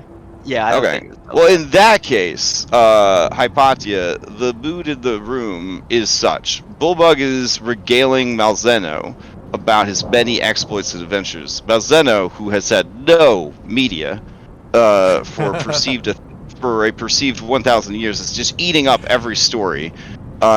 You can see their friendship meter is skyrocketing. Over here, you get the sense that Jacenna and Karapthos are debating whether or not they will have to fight you. They do not seem to want to, but they are definitely mentally preparing to, based on what they're hearing. I'm gonna, while Cyrus and Phil are talking after I've made my point, I'm gonna sending Ventus and be like, where the hell are you? Ooh, I don't. We were supposed to meet you a couple days ago.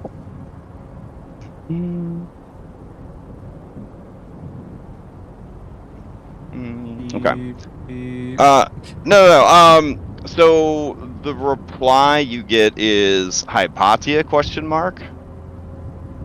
Why is Phil in danger ? Why are you sending me ? My business is my own, period.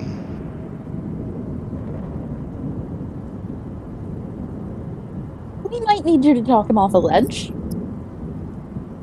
You do another sending spell just to say that? Oh my gosh. This is very important because your spell slots may be very crucial in the next hour or so. Okay. Yeah. Okay. Let's see. I would add in the same sending spell that we are in the painting. Okay. Yeah, in Mitros. And in Mitros or in Aresia? She's okay. in Aresia, yeah. Mm-hmm. She arguably is a Dragonlord, kind of. She could maybe get in here. Maybe. I mean, she's a problematic baby of a very problematic situation. So I mean, raised by a very bad man for very bad reasons. Okay. She says, I've tried, and I'm done. I see where it's going, and I don't plan to go there with him.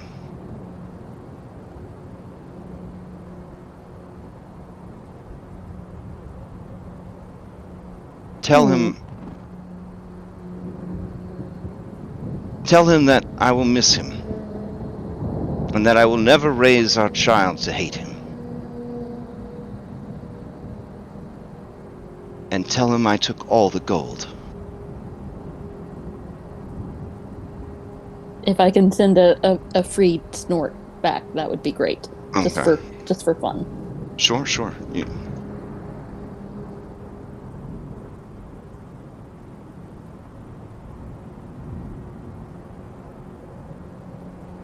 Well, now you have to meta not know that, and Hypatia has to meta carry that shit around with her. Good times. All right. And then you hear over the awkward silence of this tense Mexican standoff without guns. And then I said, bullseye! And then Malzeno goes,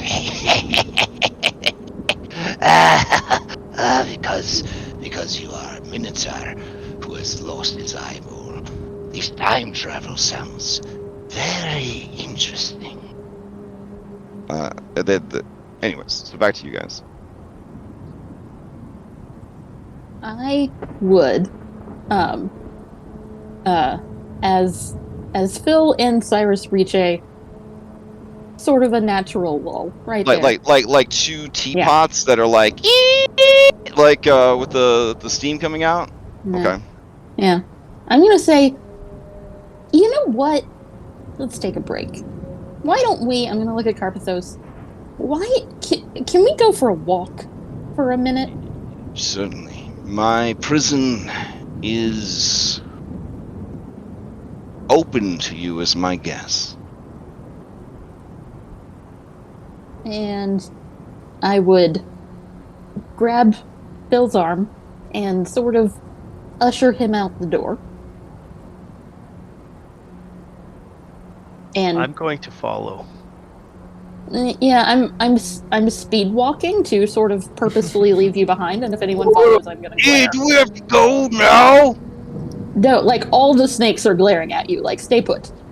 Oh, I could stay put? Okay. Oh, cool. I don't have to go yet. So you tell me about this, what was this thing? And also it's like, yes, there was these 4 idiots. They were wearing armor made from, monsters they had slain. Oh, let me tell you what happened next. alright. Chandras and Zabrox are not actually coming. They're just okay. Alright, Chandra says, I'll try to get a read on, Karapthos. He seems like a intellectual. I'll try to engage him in specific discussions about Mitros. That would be informational. We'd like to know what he does. What he'd like to do when he gets out. Hypatia, OC, before we start this, remember what I said earlier at the beginning of the session. Yes. Alright, let's go. So is it just the two of you outside? Everyone else is staying inside? I glared at everyone else to stay inside. I'm not messing with those snakes. No. Alright.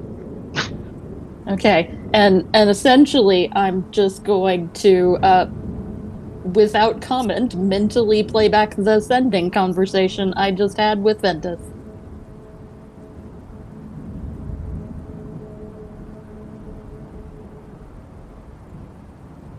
Then I'm just going to kind of cross my arms and look at Phil with concern.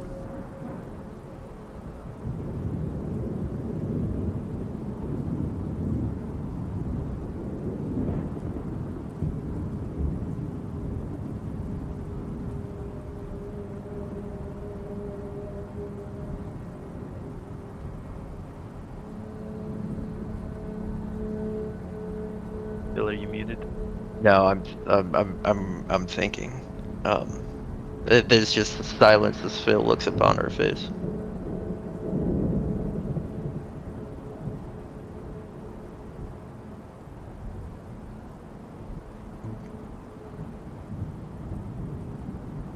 Why are you doing this now? I just found out. I thought you should know.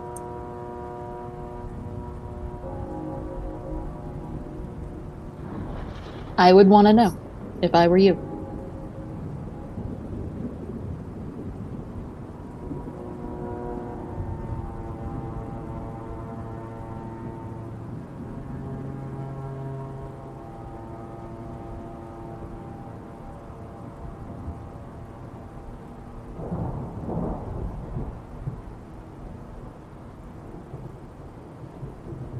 Well,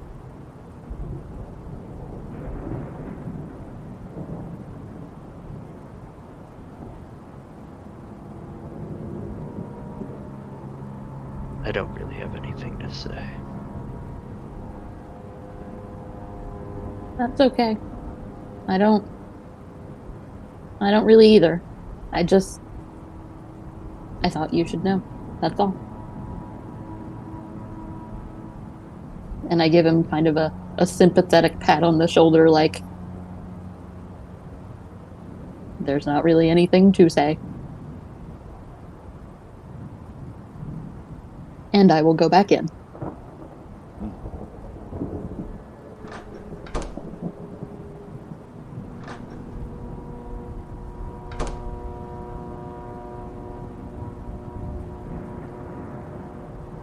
As you walk in, you hear Bulbuck say, Wait.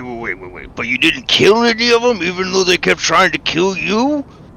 You just let their cats come and put them into a wheelbarrow?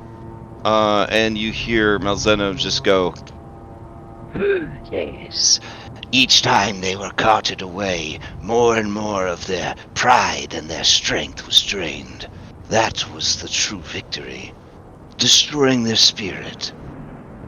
Many of them are now town guards or old stinky farmers. That's what it truly means to defeat an idiot. and Bulbug looks very thoughtful.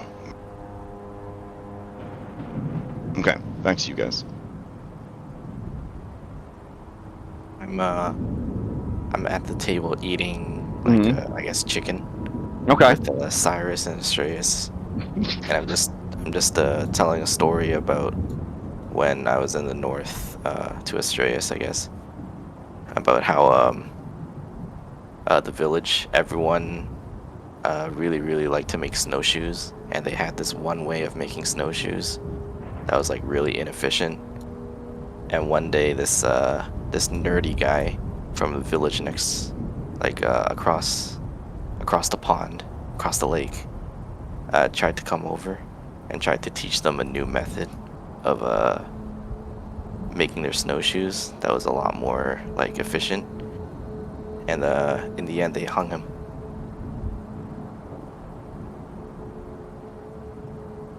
And that was the story. Now, Just blank Yeah. face, like. Zamrox looks at you, Reset, and nods and says, And you read the subtitles, and it says, change is frightening. It is much easier to live with the ignorance you know than to risk looking foolish and grow in strength. Wow, that was like Wayne's World-esque, you know, a couple of sounds and he just subtitled. Well, I mean, they've spent many years around Zamrox, so they're very familiar with Zamroxese now. So, yeah. Okay. Anna, can you come into secret chat? Because Kyra asked you to go look at these fine coffins. Sure. We'll politely set our drinks on the table like everyone else did. All right, yeah, I was gonna talk to her. Okay, so, all right. You don't know what Mexico is, but this is a Mexican standoff.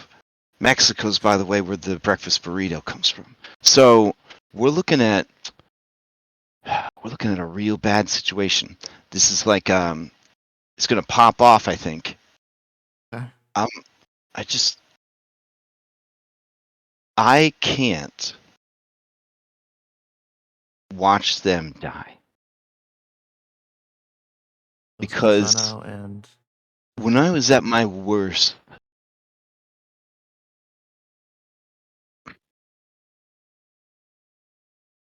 they tried to help me. They knew that Esther was bad news. They knew that. I think they knew that that's not what I wanted, and they wanted to help me, and I didn't take their help. And when they went to leave, they offered to take me with them, and I was too afraid to go.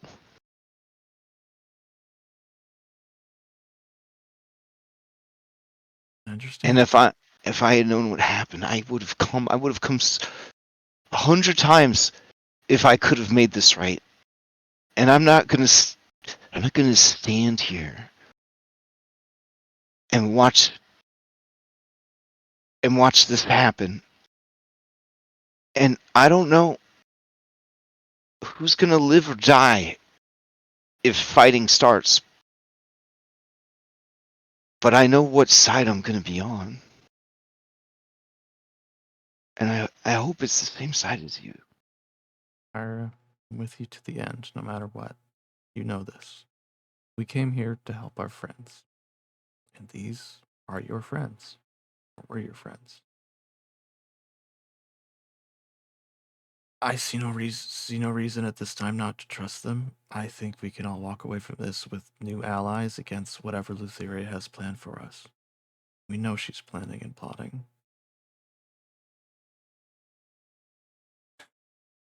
But Phil and Hypatia took Phil outside for a secret chat. We don't know what they talked about. They're gonna have to make the choice. If this is the path they choose, What if we start fighting and Hypatia's like, I wish I won. It's important we beat her in the initiative. You know what I mean? I know sometimes I don't make a lot of sense, but we gotta like get the drop on her. You know? I can't believe I'm having this conversation. These are our friends. Yeah, I'll try and steer this conversation in a way that doesn't happen. Okay.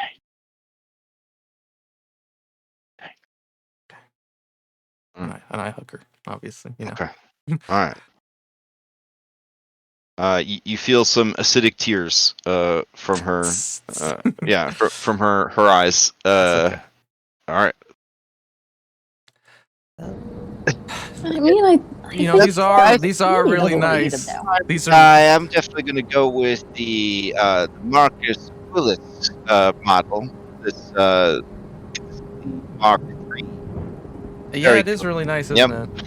Oh, look, it's our friends and allies. Hey, guys. We were just looking at coffins, normal stuff that you do at a dinner party.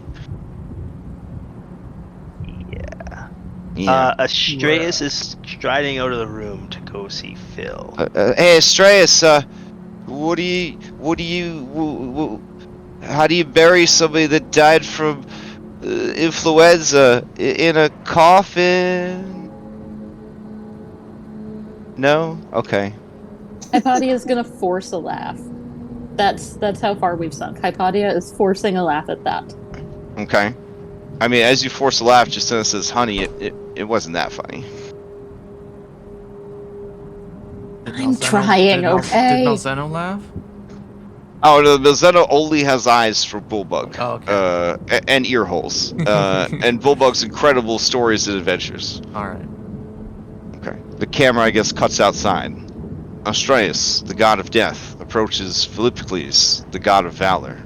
He stands on a bridge, looking down at a rift in reality.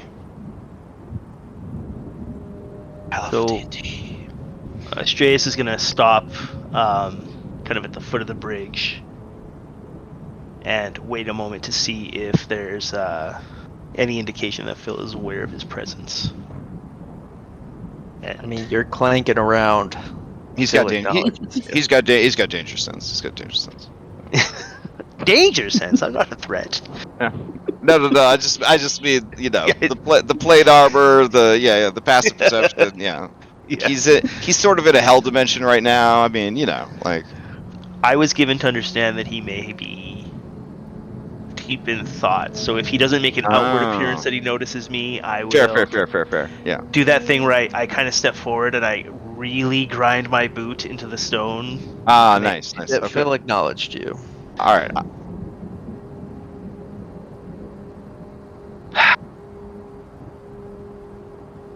I understand that now may not be a good time, but I feel we should speak.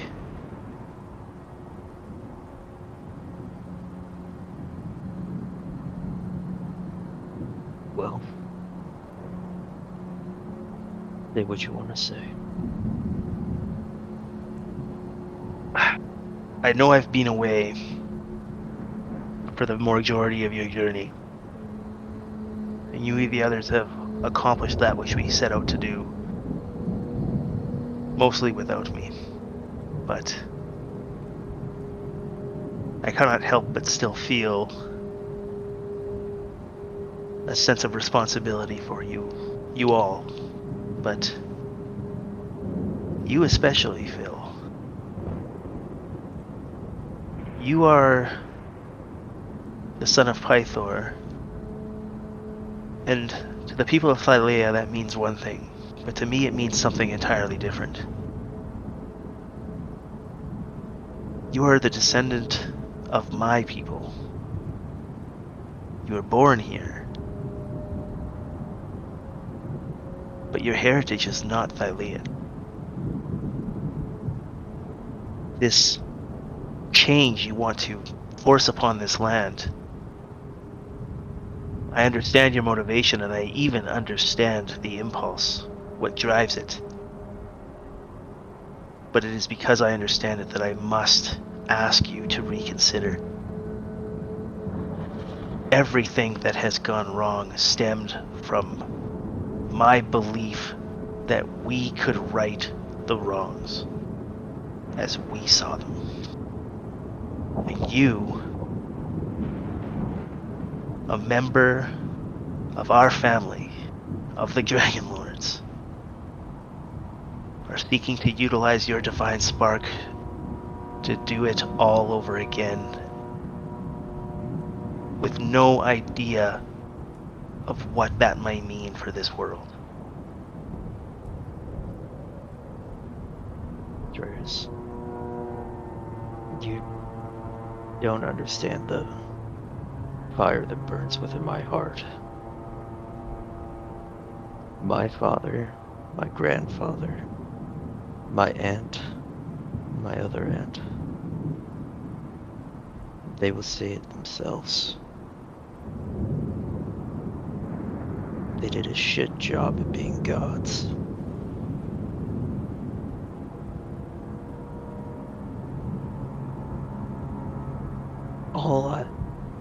All I do is just for what I believe is right.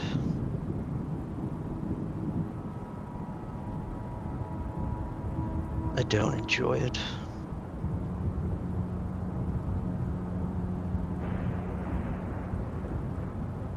I don't like watching my allies turn their backs on me. Or my loved ones.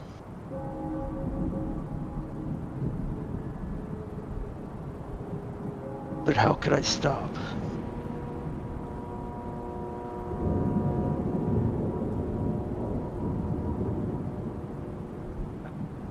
I wish I could answer that, but you're talking to one who did not stop.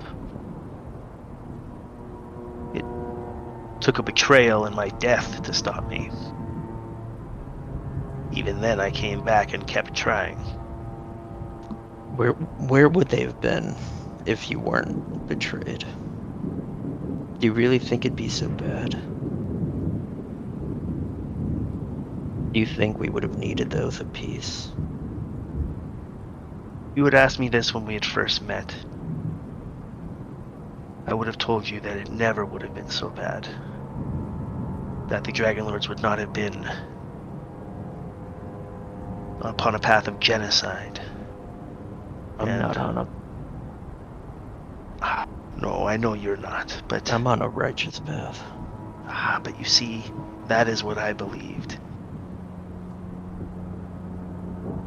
But I honestly cannot say that even if things would not be as bad now had I lived, I don't know that they would be much better. Karapthos is right. We'd go to a land, set right the wrong we see, and we would move on when it came time to live the day-to-day. And I'll atone for the decisions I've made. My memories, my emotions, they're leaving me. I feel it. But you can step off your path. You feel it's righteous, but Phil, you are one man trying to make a decision that will impact everyone in these lands. No matter how strongly you believe it is the right decision, it is not your right to make that choice for everyone here. You have the power because of the spark. But just because you have the means to do it does not mean that you have the right to do it. And there is so much more that you can do. There are going to be others that think as you do, that the oaths are a burden that they wish to cast aside. Find them a place that isn't Thylea, where they can be free of the oaths. You can leave.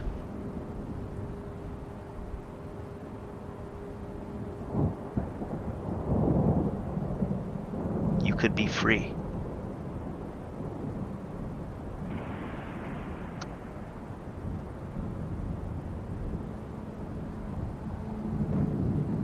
I don't know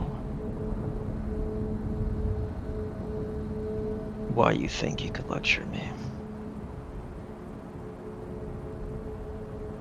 You're the main reason I'm on this path. You could have let him down.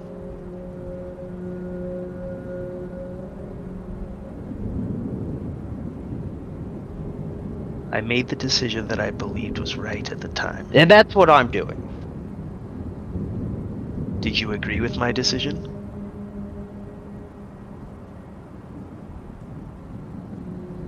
Were you angry at me for making a choice that you believed to be wrong and I believe to be right? Why are you following in my footsteps and simply doing what it is that I did if you disagreed with it so much? I'm not doing what you did. I will not leave this place after I'm done with it.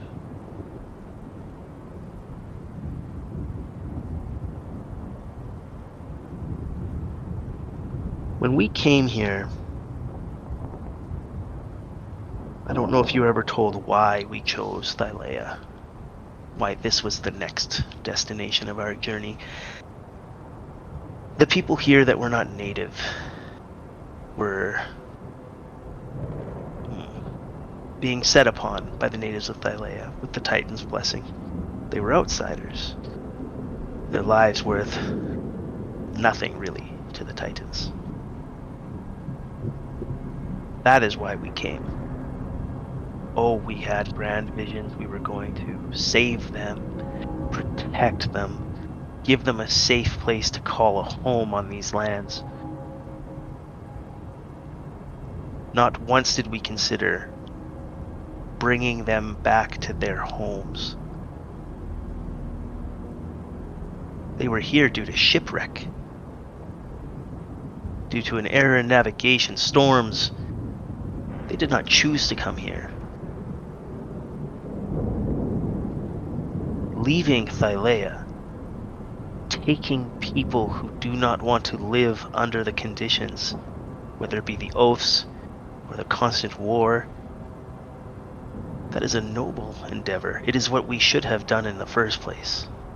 You are in a position to right so many wrongs. But the course you seek to undertake, can you say with any certainty what would happen with the oaths gone? Can you say what you would do if Thylea was simply incapable of responding to your demands, or worse, if she denied you? Would you strike her? Turn your brother into a foe? You two were arguing back there about what would happen should such a thing come to pass, and yet you seem determined to force a confrontation where that might be what happens. I'm not trying to lecture you, Phil. I'm trying to save you.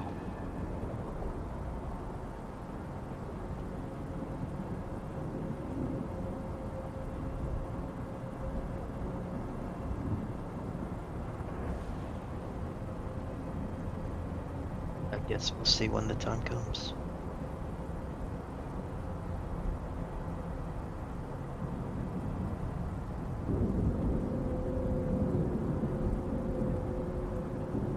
Astraeus just stands there, kind of looking to see if you're going to say anything else.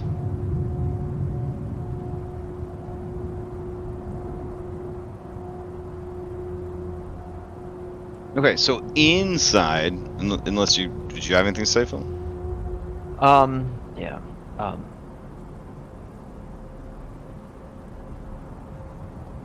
I won't destroy these lands. I promise you that. Astraeus will nod and come back inside. Oh, before you guys go back inside, so while they're outside for the extended period of time, Karapthos looks to you, Hypatia, and Cyrus, Reset, Anastasia, and says, I will, as an honorable host, be truthful with you. We have concerns. I laugh. You have said some troubling things, your fellowship. You have revealed instabilities amongst your group that will be dangerous in the future.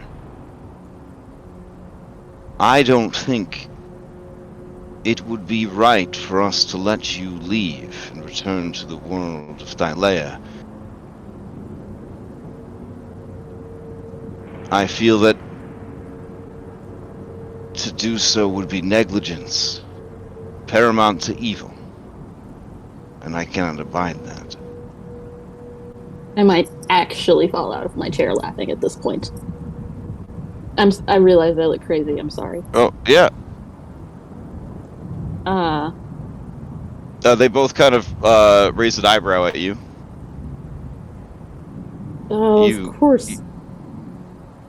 You understand that what you and your allies are arguing about is the destruction of a world. Do you realize we had the same conversation about you walking up here? With me, about me, that we would be. Well, he's flabbergasted. He's like, you think us villains? He says on his throne of sinew and bones and human skulls. Well, the people who won the battles write the history. They sometimes skew things in their favor. Right? So, because a guy controls life and death and can turn into a really cool wolf monster, and he has a vampire girlfriend and a vampire dragon, he's a bad guy now? Is that how things are? You could turn into a wolf. What else can you turn into? Just like a bat, mist. Bat wolf. I don't know. Just like a human wolf kind of thing. That's cute. I mean, Anyway. I'm really a cleric, not a druid. I got lycanthropy. It worked through it. It's not really like I don't really like being called the Wolf Lord. It's not like my brand, you know. Like I was kind of servant of the moon, you know. But I know you've been away. And then he just you out of actually heard? nowhere he just fucking stands up and he puts like one like foot on like the armrest and then he's just like, you know, fighting evil by moonlight, you know, that sort of thing. So, do you know who we are? I have no idea who you are. I've been trapped in a painting for 500 years. All I know is that you showed up with a good friend of mine who I thought was dead, and who apparently is dead, but is animated by some Thylean magic. And then this one right here is a Medusa, I know that much. She has Thylean magic, as well as a tremendous amount of arcane power. Congratulations on unlocking the Sixth Circle of Magic. That's a nice rule breaker that we had to work through ourselves. And then you are some sort of titan, I suppose. I don't know, I just get extreme confidence from you. And I like it. These two seem to be some sort of civic servants that tried to be edgelords and didn't really pull it off too well. And then, because of their soft hearts, you two are in a relationship, obviously. I have never seen happier, despite your tremendous burdens that you're carrying. It is good to see you have a smile that is real for once, Valkyronia. Well, you know that big, nasty Stormlord, Sydon? Sure, Sydon, the Stormlord, the local tyrant who was angry about outsiders in his lands, who decided to direct everyone's hatred towards one particular group of people so that he could more easily control them. Yes, classic tyrant move, Sydon, yes. We killed him. I see. And do you feel that was the right move? Yes. Well, you see, I understand your point of view, but you are still sort of stuck 500 years ago. Sure. No, did something happen, obviously, that warranted his destruction, I suppose? Well, no, it's that we've been here for generations now. You can't... I'm as Thylean as the Centaurs of are. Course. We, the three of us, the five of us were supposed to live out eternity here in Thylea. We love this world beyond any other. Sydon would never allow that. He would eradicate us all. Oh, then he must be dispatched. I would have gladly flown into battle against him with you in the defense of the people. Well, yes, that's what we did. And in any case, I told you we had the same conversation. Oh, what of his sister, Lutheria? I was about to say, and what did you hear about it? Okay. This seems that Malzeno was saying that Astraeus called himself the god of the dead. So did he marry Lutheria? Is that what happened? Oh Lord, no. She disappeared. She abandoned her responsibilities. Okay. But he was never into polyamory, so I wouldn't imagine that he would marry Lutheria unless something happened to his wife, Selene. Did something happen to her? She's the new goddess. Yes, but she's better now. Or she's the goddess of life. Yeah, a cruel twist of fate. But then what happened to Lutheria? Did you kill her also because she came to her brother's aid? She disappeared. She disappeared. She did not come to she her just brother's left. aid. I find that hard to believe. My studies told me that the Titans were bound to this world. There's no way that she was able to leave. We can't find her, and she certainly stopped attending to her responsibilities. That is why Your friend is now the god of death. Someone had to be. Oof, he was not the best choice. He was the only choice. We also know she went and visited Hades, as we went there and talked to him ourselves. Hades. Who is Hades? Another death god. Another death god. So she was able to leave Thylea. Apparently. Well, that's not right. The Furies would have returned her immediately if she broke those rules. All who share the blood of Thylea are bound to Thylea. I leave here just fine. Truly. Do you often break the rules? Oh, all the time. Kind of. That is... Yeah. It's apparently how we were able to defeat Sydon. But not Raspirathur. He was bound by the rules. Yes. And his spawn seems to be in an extended tantrum about this. Not so much that. You see these sparks, and you see what they're doing to us. Yes, you and your ally are as zombies, animated by necromancy. He has the spark of valor, of bravery. He cannot do otherwise. Well, what has he done to tend this spark? Did he gather to himself a great number of petitioners that their belief might bolster his strength and keep him from being consumed by his own power? No. We're in the process of that. But it's not gonna be fast enough. That's why we... And that's why you think that the Caduceus staff will be able to help you with that.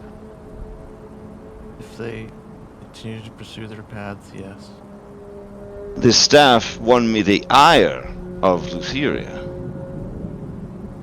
She feared its power, because, forged as it was in the catacombs beneath Mount Celestia, in a realm both heaven and hell, it is possessed of powers beyond her control. With it, we have always been able to bring back the fallen and conquer whatever darkness opposed us. Even Lutheria had no power when the Caduceus brought its own power to bear. She coveted it. And that is why I consumed it. That she might never steal it away. I am the Caduceus staff, as much as I am Karapthos, the Wolf Lord. So what you're saying is it's inside you. He is... Well, at least I know where to look for it. So you threaten me despite guest hospitality? Or is this a beastman's jest? From one beast to another.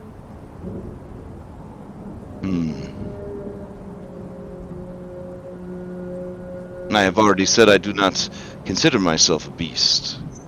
But that's what you are. I can smell it on you as you can smell it on me. You continue to insult me in my own prison. I'm not sure what I've done to draw your ire. Well, you just threatened me to not let me leave. How does a cage animal act? I see. So then you stand with that one. And he kind of motions to the door. Guys, got Cyrus. Did you not publicly please denounce his actions and say that you would not allow him to harm Thylea? I am confused. Well, I will not allow him to hurt Thylea, but I'm not going to allow you to trap me here either. It's not... That's not hospitable either. I mean, it's not his choice. He's imprisoned here just like we are until Astraeus decides to let us out. In any case, if I could interrupt before we actually start beating heads. What I was gonna say before is that when we had this conversation about you guys, we can I tell you what we decided, and perhaps you can consider Sure. the same in our case? Let me hear what words you have, wise one. Just that you have clearly, as you've just stated, that you are this mystical object. You have the potential for great evil if you wish to do so. As do we all. Yes. But you've not done anything yet. Nor have we. So, if we all leave here, then the future is not set. The Fates like to think it is, but I have words about that. I think that we can all just see what happens, and if we need to stop you, granted, I don't think we will, but if we needed to, we could. And of course, you could stop us if you needed to. But thus far, neither of us has done anything worth stopping.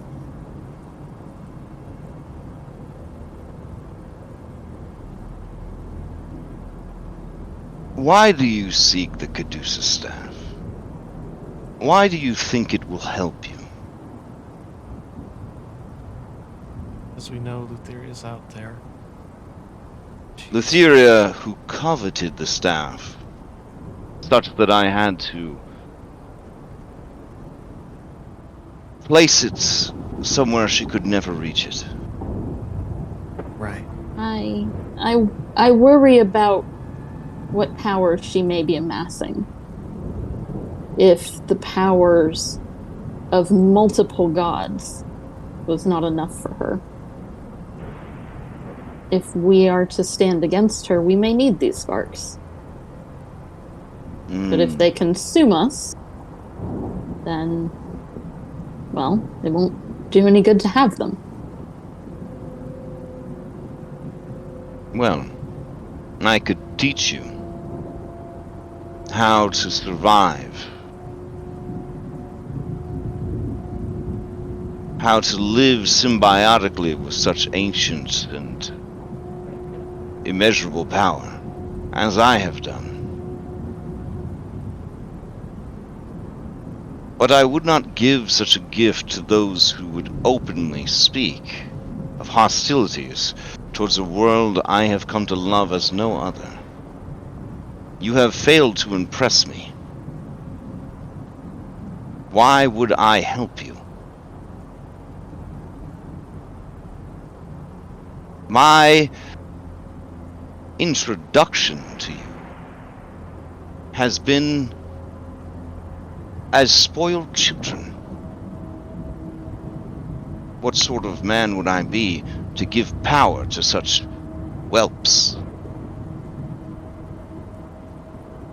So drunk on their own power, they speak brazenly of ending the world.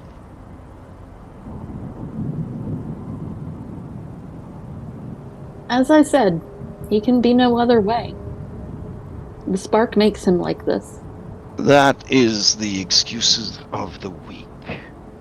If it was true, then I would have been a marauding beast that would have had to be put down by my own allies. I fought and won my humanity. You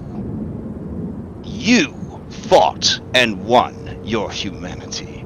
He is weak. And he points at the door.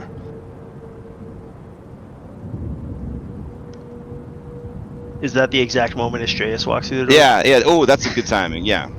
Pointing at both of you. That guy. It's weak.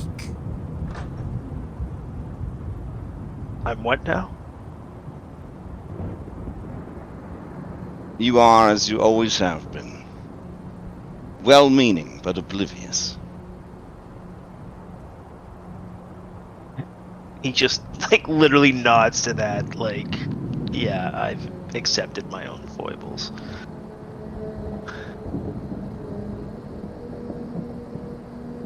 With a wave of his hand, he shuts the door behind you.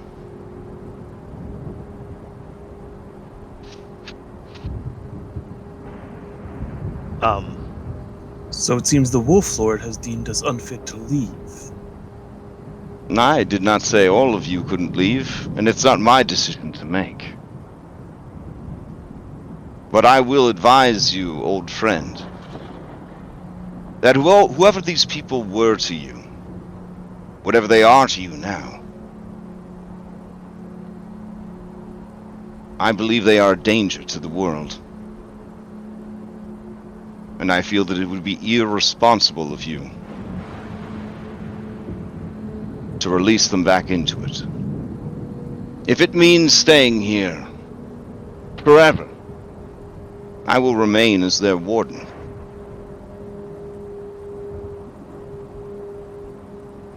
But they have not shown me what it means to be a hero. They have shown me only crass pettiness, casual cruelty,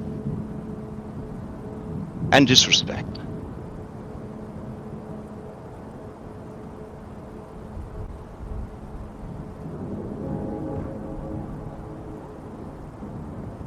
I did not set out this day to imprison anyone.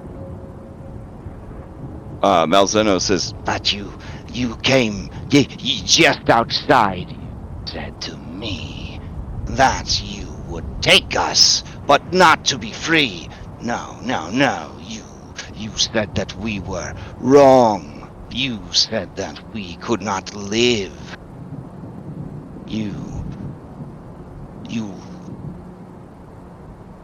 and Malzeno just sort of like hisses at you, and you hear like the clacking of bones, and you hear like the chittering of the many like fuzzy insects that cover its body, as it sort of like backs away from you a little bit.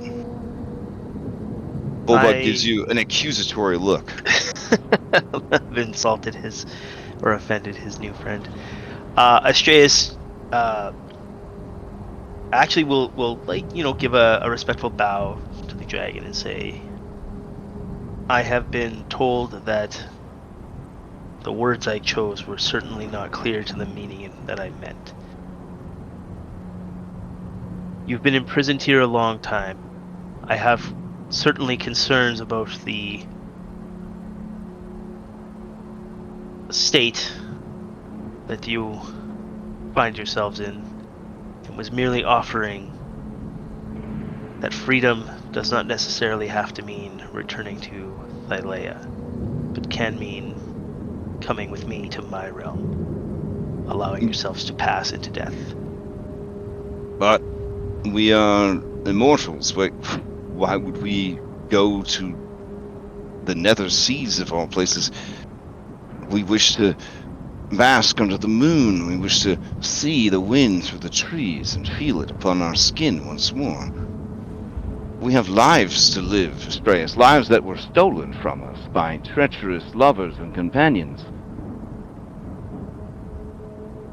Ever have we sought the betterment of this world and its people? We were betrayed as you were. We had our lives taken from us.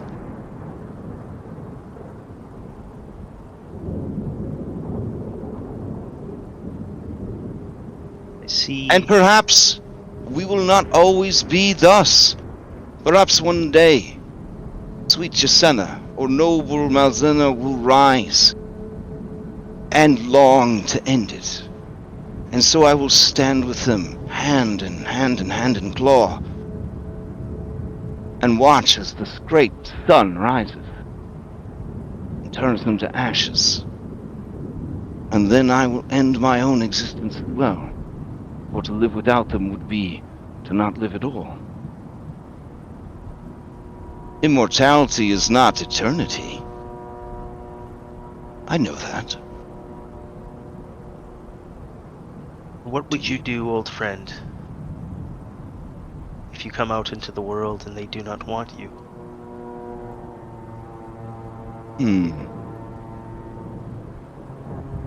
I would respect their consent, as always.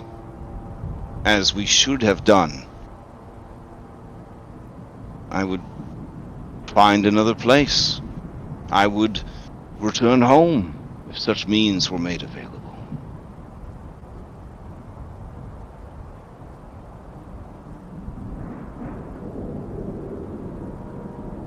Astraeus, has like he's got his hand like kind of stroking his chin, like deep in thought as he ponders the words and the meaning behind them. Or what to be and allowing them the choice. Except we'd be letting another means of which to get divinity slip through our hands. I made the mistake once. I don't want to see my friends die because of it.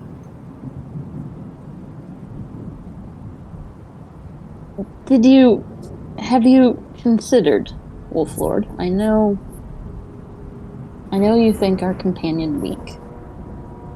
Have you considered that if these sparks were not eating us alive, we might have more power to resist them? I have. Even now, my strength wanes. It is hard to hang on to this body, even though I have so much to live for.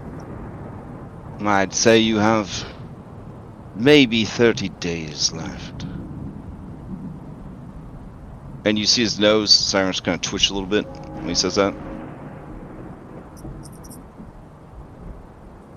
I just nod. Matches up with my calculations. Surely there are other means of power besides me teaching you. I feel that I would carry liability for your actions were I to mentor you. Our actions are our own, no one else's.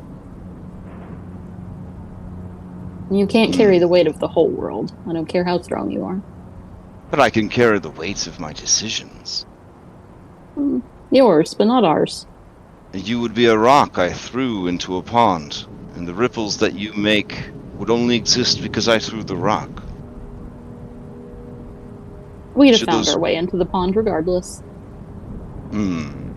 He smiles and says, I get the feeling you would have.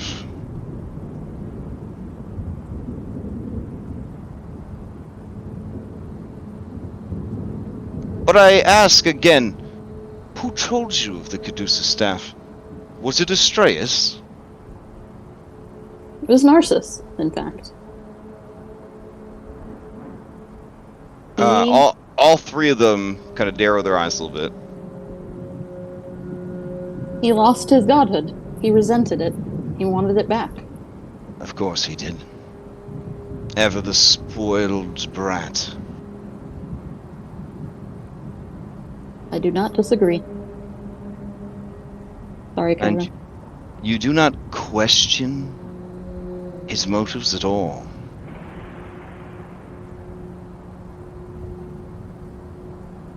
No. That is what he truly wanted. He cared nothing for this world. I think or How anything much did he care about his quest for divinity? What do you think he was willing to do for it? Oh, anything. That I believe. I see. I think all he Anything.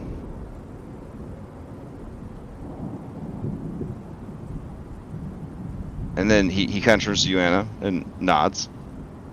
Okay, I think the only thing he really wanted was to be with his mother again. And Claudia looks thoughtful at that. Not a motivation that would have occurred to her.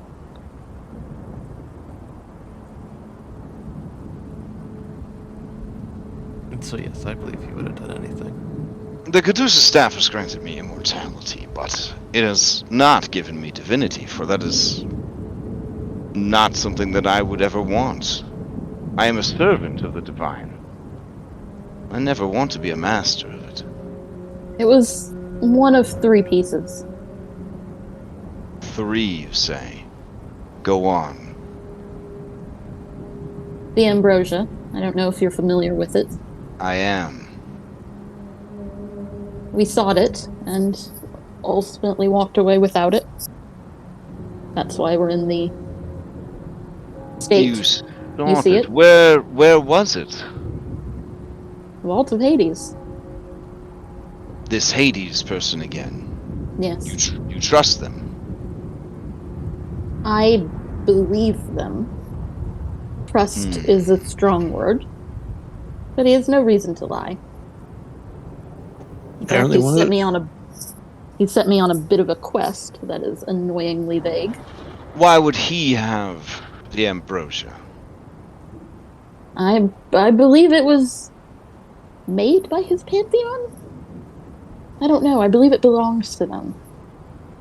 Kept in a vault. Nobody was using it. Apparently one of the 3 most powerful gods of death in the entire multiverse. We were told. You can see he looks a little embarrassed, like he should know that, but he doesn't. He didn't know that. What is the third item? A flame. A flame. An eternal flame. Deep beneath the waves. Likely within the ancient Siren City. I wonder if it's a phoenix. One of the older, more powerful phoenix. They are embodiments of life and death and rebirth. At least 75% of Hypatia's snakes look at Anastasia right then. A phoenix would make the most sense. An ancient phoenix, one of the primordial phoenix. Yes, you could kill it, and when it reforms as an egg, consume the egg. That would give you mastery over life and death. And his face screws. What?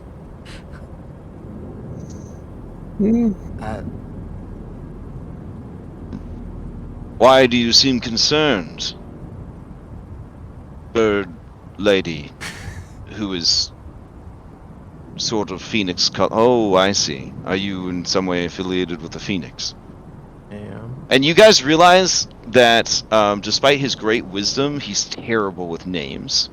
That's the reason he does not entrust any of you by name, because he keeps forgetting them. Well, That's why all of you are hey you. Well, I was saved by a phoenix, and I saved her, I suppose. And we've been together for a long time, and when it was brought up, she claimed to have known. I mean, I'm just gonna break soul out if that's okay. Like, I don't... yeah, sure.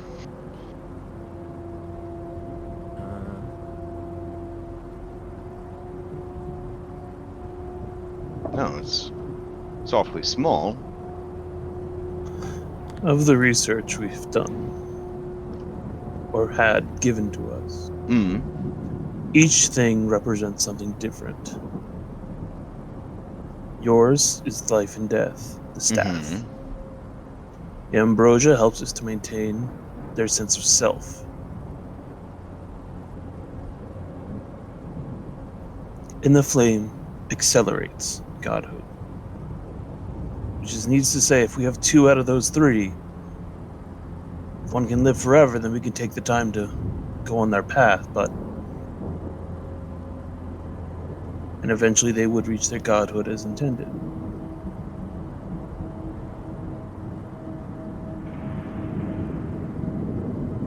Well, if you seek a quick solution to the spark's consumption of your mortal bodies, you need only consume this creature here.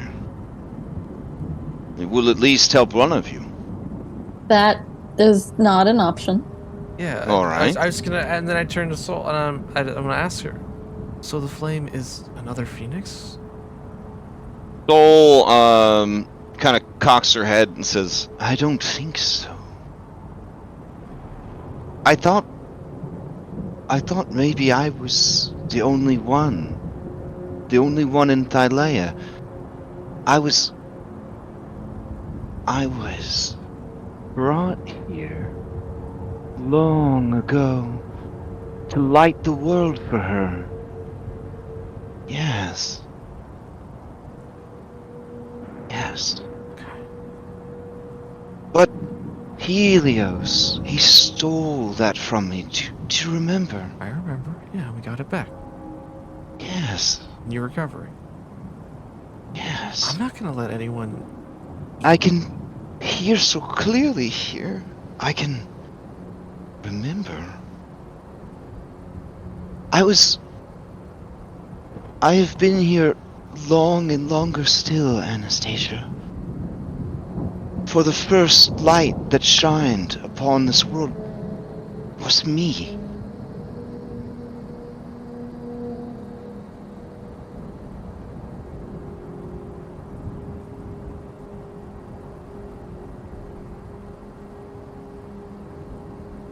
In a way, I think that Thylea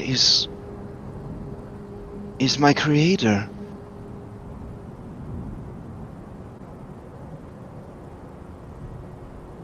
Why would your memories be tampered with? Why would they not want you to know what you are? How many times have you died? I don't remember. That's okay. We'll figure this out. Jacenna says, can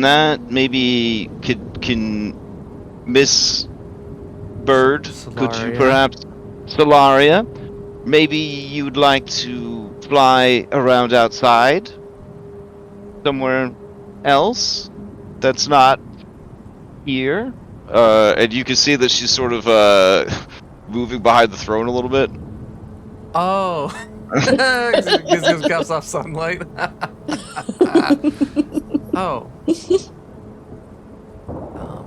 Sure, we could. We'll take her. Okay. What? Sorry,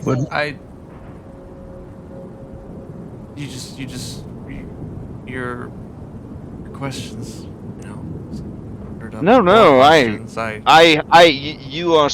your group is so unusual. I honestly thought that you were summoning this phoenix so that you could eat it. I honestly have no idea if you're coming or going. We're trying to do this the right way. I hold some running out of birds. time. I would never eat this bird. You're running out of time. There's nothing but time here. This is a timeless realm. Yeah, all my people are waiting for it. We need to wrap this up. Yeah, all of us have people outside of here we're in charge of. All right. Fine. Other obligations. I'll put it plainly. If Astraeus agrees to release the three of us back into the world of Thylea, let us be. I will teach you the techniques I mastered, and they should aid you in fending off the consumption that these sparks have brought to your mortal bodies. It will take many perceived years for me to do this.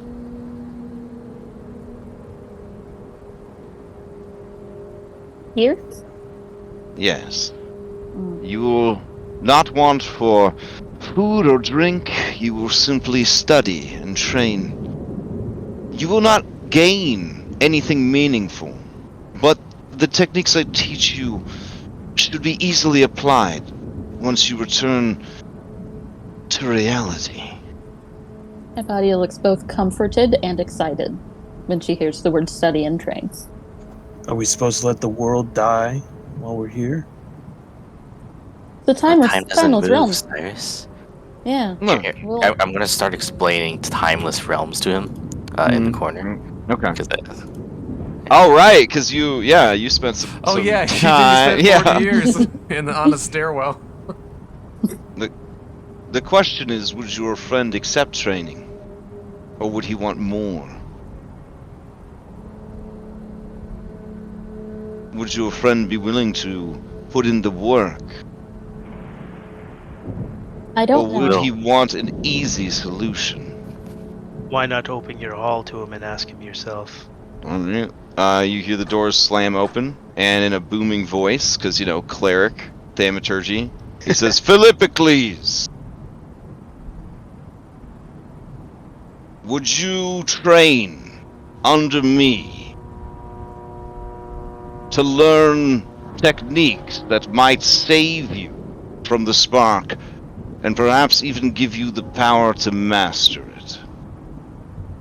Bill embarrassingly turns away when the door opens.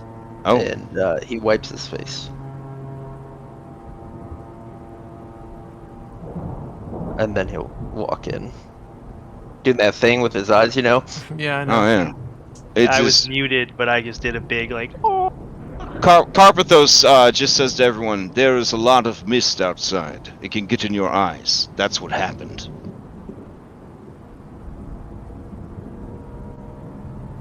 I'll do anything.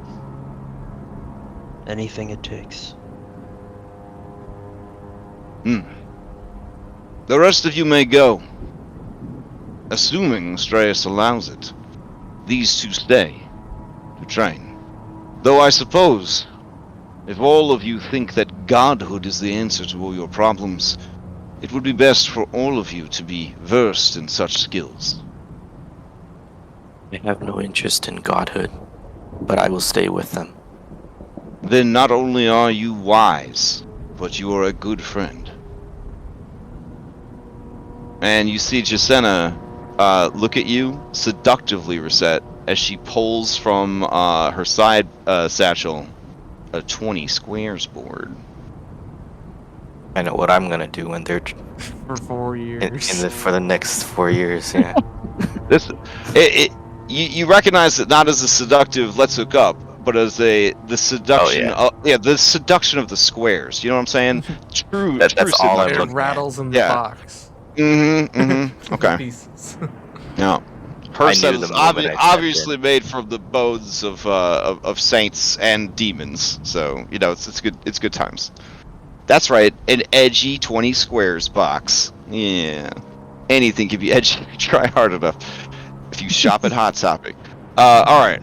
So, if you guys are willing to do this, you would essentially spend several years here. Nothing that you do here would give you any experience points. Otherwise, Karapthos and his friends would leave here at like level 50, and that would be pretty bad. So part of the suck of this particular prison is that you are learning these techniques so that you can then attempt to apply them when you get back to the real world. It may all be for nothing, but it may work. So if you're willing to do it, he will teach you. Yeah, I think we're willing. Gosh. I mean, Hypatia is downright excited. Okay. I mean, school. She thought she was beyond this forever. Anastasia needs some assurances that it will not actually take 4 years. There's so many people waiting for her. If that's not possible, then she wants to stay, just like Reset. But I guess Reset will invite Anna to the Cyrus Circle and explain to her how a timeless isle works as well. Okay, yeah, she's gonna need that. Yeah. Iris says, but what if we overthink it, and then we think that 400 years passed? Does that mean when we leave the painting, 400 years will have passed for us? Is this anal beads all over? Who said that? Kyra said that. Ignore her. This is a serious question! That's a very good I have question! concerns! You remember we were going through the hells and how we thought it was all our perceived time, and then we spent we were gone for 8 months. Yeah, I'm not good at perceived time. I can't do that again. Yeah. There are people counting on me. Exactly. Look, Anna. Has it been 100 years since I've seen you? Yes. Well, wait. You tell well, me. no, I mean, for us, it's been 7 years. Yeah, you tell it's been 100 years. Exactly. If anyone wants to leave, I could set you outside of the painting. The rest should follow in what would seem like mere moments to whoever steps outside. Yeah, I think genuinely Anna would be too scared to let that happen. So I think Anna would leave, but she really does want to stay. Hmm.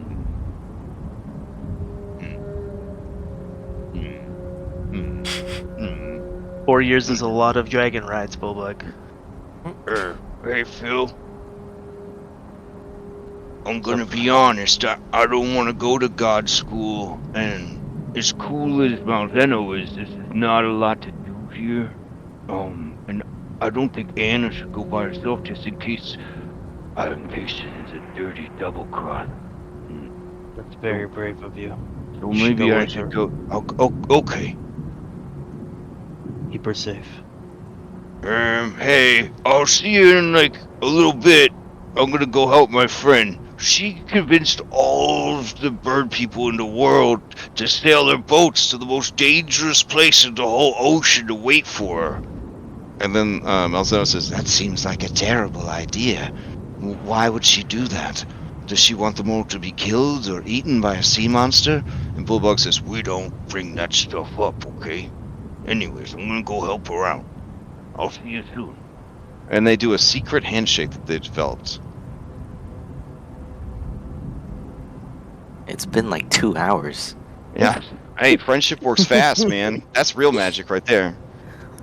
Hypatia is far too proud to ask Chandras and Xandrox to stay, but desperately wants them to, and it's written on her face. Oh, yeah. They'll stick around. It's only just, what, 4 or 5 years? Psh, no problem. No problem.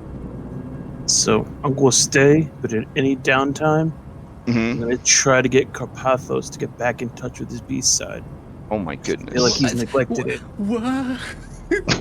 No, nothing. I say nothing. I mean, just set us into it for reasons that would not be appropriate for this stream. And we got enough furries on the server already. But for reasons. So she will help you with Operation Wolf Out, Hunk Out, Cock Out. All right. Okay. So the first step of your training is to tell me the most Nightmare Before Christmas Tim Burton-esque Rocky training montage that your character goes through during this time period. We need spooky, a little kooky, but also training montage. You may go in any order. Did we get you that next week?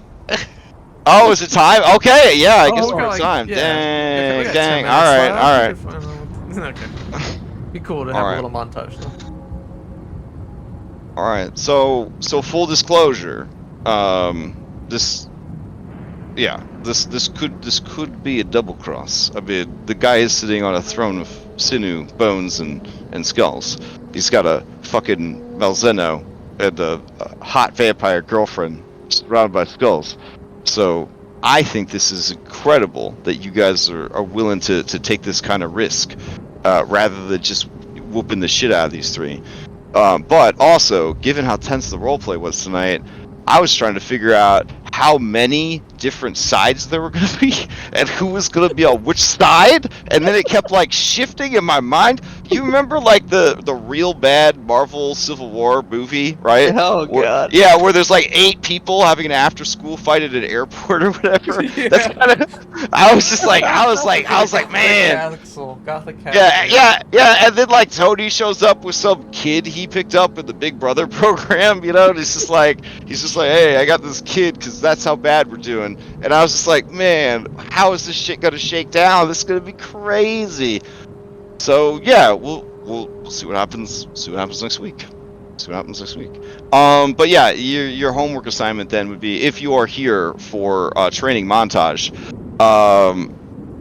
yeah, like tell a good and cool Tim Burton Castlevania Gothic horror training to be a god montage, and then the better it is, the lower the DC to survive the training will be.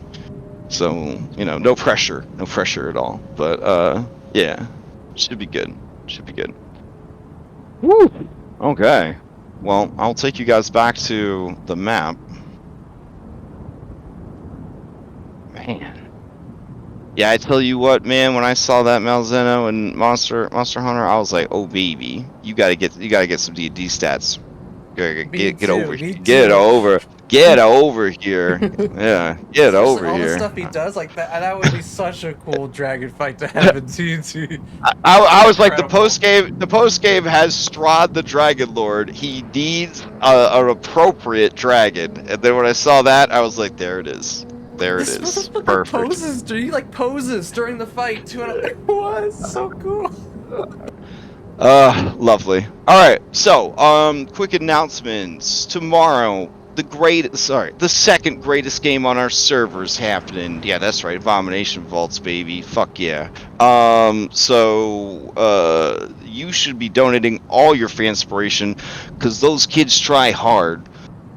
I mean, I'm not biased at all, but I'm just saying you should definitely be donating to those kids because they try their best. Anyways, there's also a Cyberpunk game. Wednesday, we're going to be playing some Cult of the Lamb. It's been a blast. I'm actually enjoying this whole playing video games for fun thing. It's kind of nice. And eventually, when that's done, I got a bunch of other games I want to try to play on stream. Maybe like trick some people who are free on Wednesdays to play some co-op games with me. I like co-op games quite a bit, so I don't know. Thursday, we got Curse of Strahd Nightfall. Friday, we've got some vodcasting going on. Saturday morning, Ghost Lord Dungeon in Red Hand of Doom. Pretty tense. Pretty cool stuff that's happening over there. Saturday night, we're going to be playing some Solasta. And then special Solasta shout out to Remy and Red, who stayed up till 5 in the morning, defeating Such a bad idea. the temple of elemental evil. I was hooked. I had to see the. I literally went to Costco the next day to buy melatonin to right my wrongs. Oh my goodness. One of the greatest games in the dungeons in the history of Dungeons and Dragons. Fantastic. Sunday morning we got Curse of Strahd Daybreak. Sunday night we have a new series. It's going to be the second session of Heroes of the Nether Seas. It's about a bunch of dead and undead heroes from the Nether Seas that are on a Suicide Squad style mission to recapture some escaped slaves from the Nether Seas Coliseum. They have tracked them into the Hollow Worlds, but who knows where the pursuit of their quarry will take them next. Yeah. Man, I really want to hear what happens next. Yeah, that replaced the Mythic game. I hope it doesn't fall apart. Well, we decided that Mythic had gone on long enough, so we started something new. And then Monday we'll be back here. So, anybody have any announcements before we adjourn? Yeah, Wednesday, my group is gonna be finishing the beginner bugs. Wish them luck. Now, this is a secret I'm real worried that about only members of our Discord community can enjoy, right? Yeah, we don't stream it, but if you want to join the chat muted and listen and someone will stream Discord, you're welcome to join. But, yeah, I'm a little nervous. Man, that sounds like a great server to be a part of. You guys play video games, have secret live streams. Oh, man, wow. Man. Exclusive secret. Yeah. it is though. We actually don't have an open link. It's invite only. I mean, I know that sounds kind of shitty, but it works. I don't know. It definitely works. Yeah. All right. Well, good luck. Yeah, I've heard the TPK is high on that beginner box. I am excited to run it. Yeah, I've been talking to someone else that read it, and they've been cautioning me heavily on what to do. And I'm like, but if they fail, that's just the learning experience. But I don't know. We'll see. Right. Anyone else have any announcements before we adjourn? Thank you, Astraeus, for coming to hang out with us for session. Hey. Happy to be here. Oh, I have to ask, with it being resolved, do you want to hang out again next week, or you feel like your work is done? I feel like I will be back until everyone has left the painting. Okay. Fair enough. All right. Sounds good. I mean, I know you're not ever, giving us the answers, but it sounds like you were surprised that they aren't expecting a double cross, and who knows what's gonna happen. So. Oh, fair. Yeah. It's What fine. an elaborate scheme to have you write complicated Tim Burton Castlevania-esque training sequences only to not use them because I was gonna double cross you the whole time. Oh baby. I mean, Wow. What kind of guy would do that? I'm Ugh. expecting the double cross to be as soon as they cross the threshold of the paint. Oh yeah, well then and the Shadow Master is there with all of Aresia, like ready to put you guys down. Oh damn! Hey, you got time for like a writer's workshop? Because this is some good ideas you're busting out here. So. Or the triple cross in the Gonzo universe where Anna is so scared what will happen, she leaves the painting and then burns it. Oh my god! Trapping everyone. Man, okay, so yeah, all right, hold on. I can only write so fast. Oh my god! This is the Anna like making the sacrifice of just letting everyone go for the that's just possible. it's I was better about for to the world. scratch that. I was gonna, Man, just so glad I don't use a mechanical keyboard, so you can't just hear me updating my DM notes furiously right now. All right. Whew. Okay. Whew. All right. On that note, we will adjourn. This is great.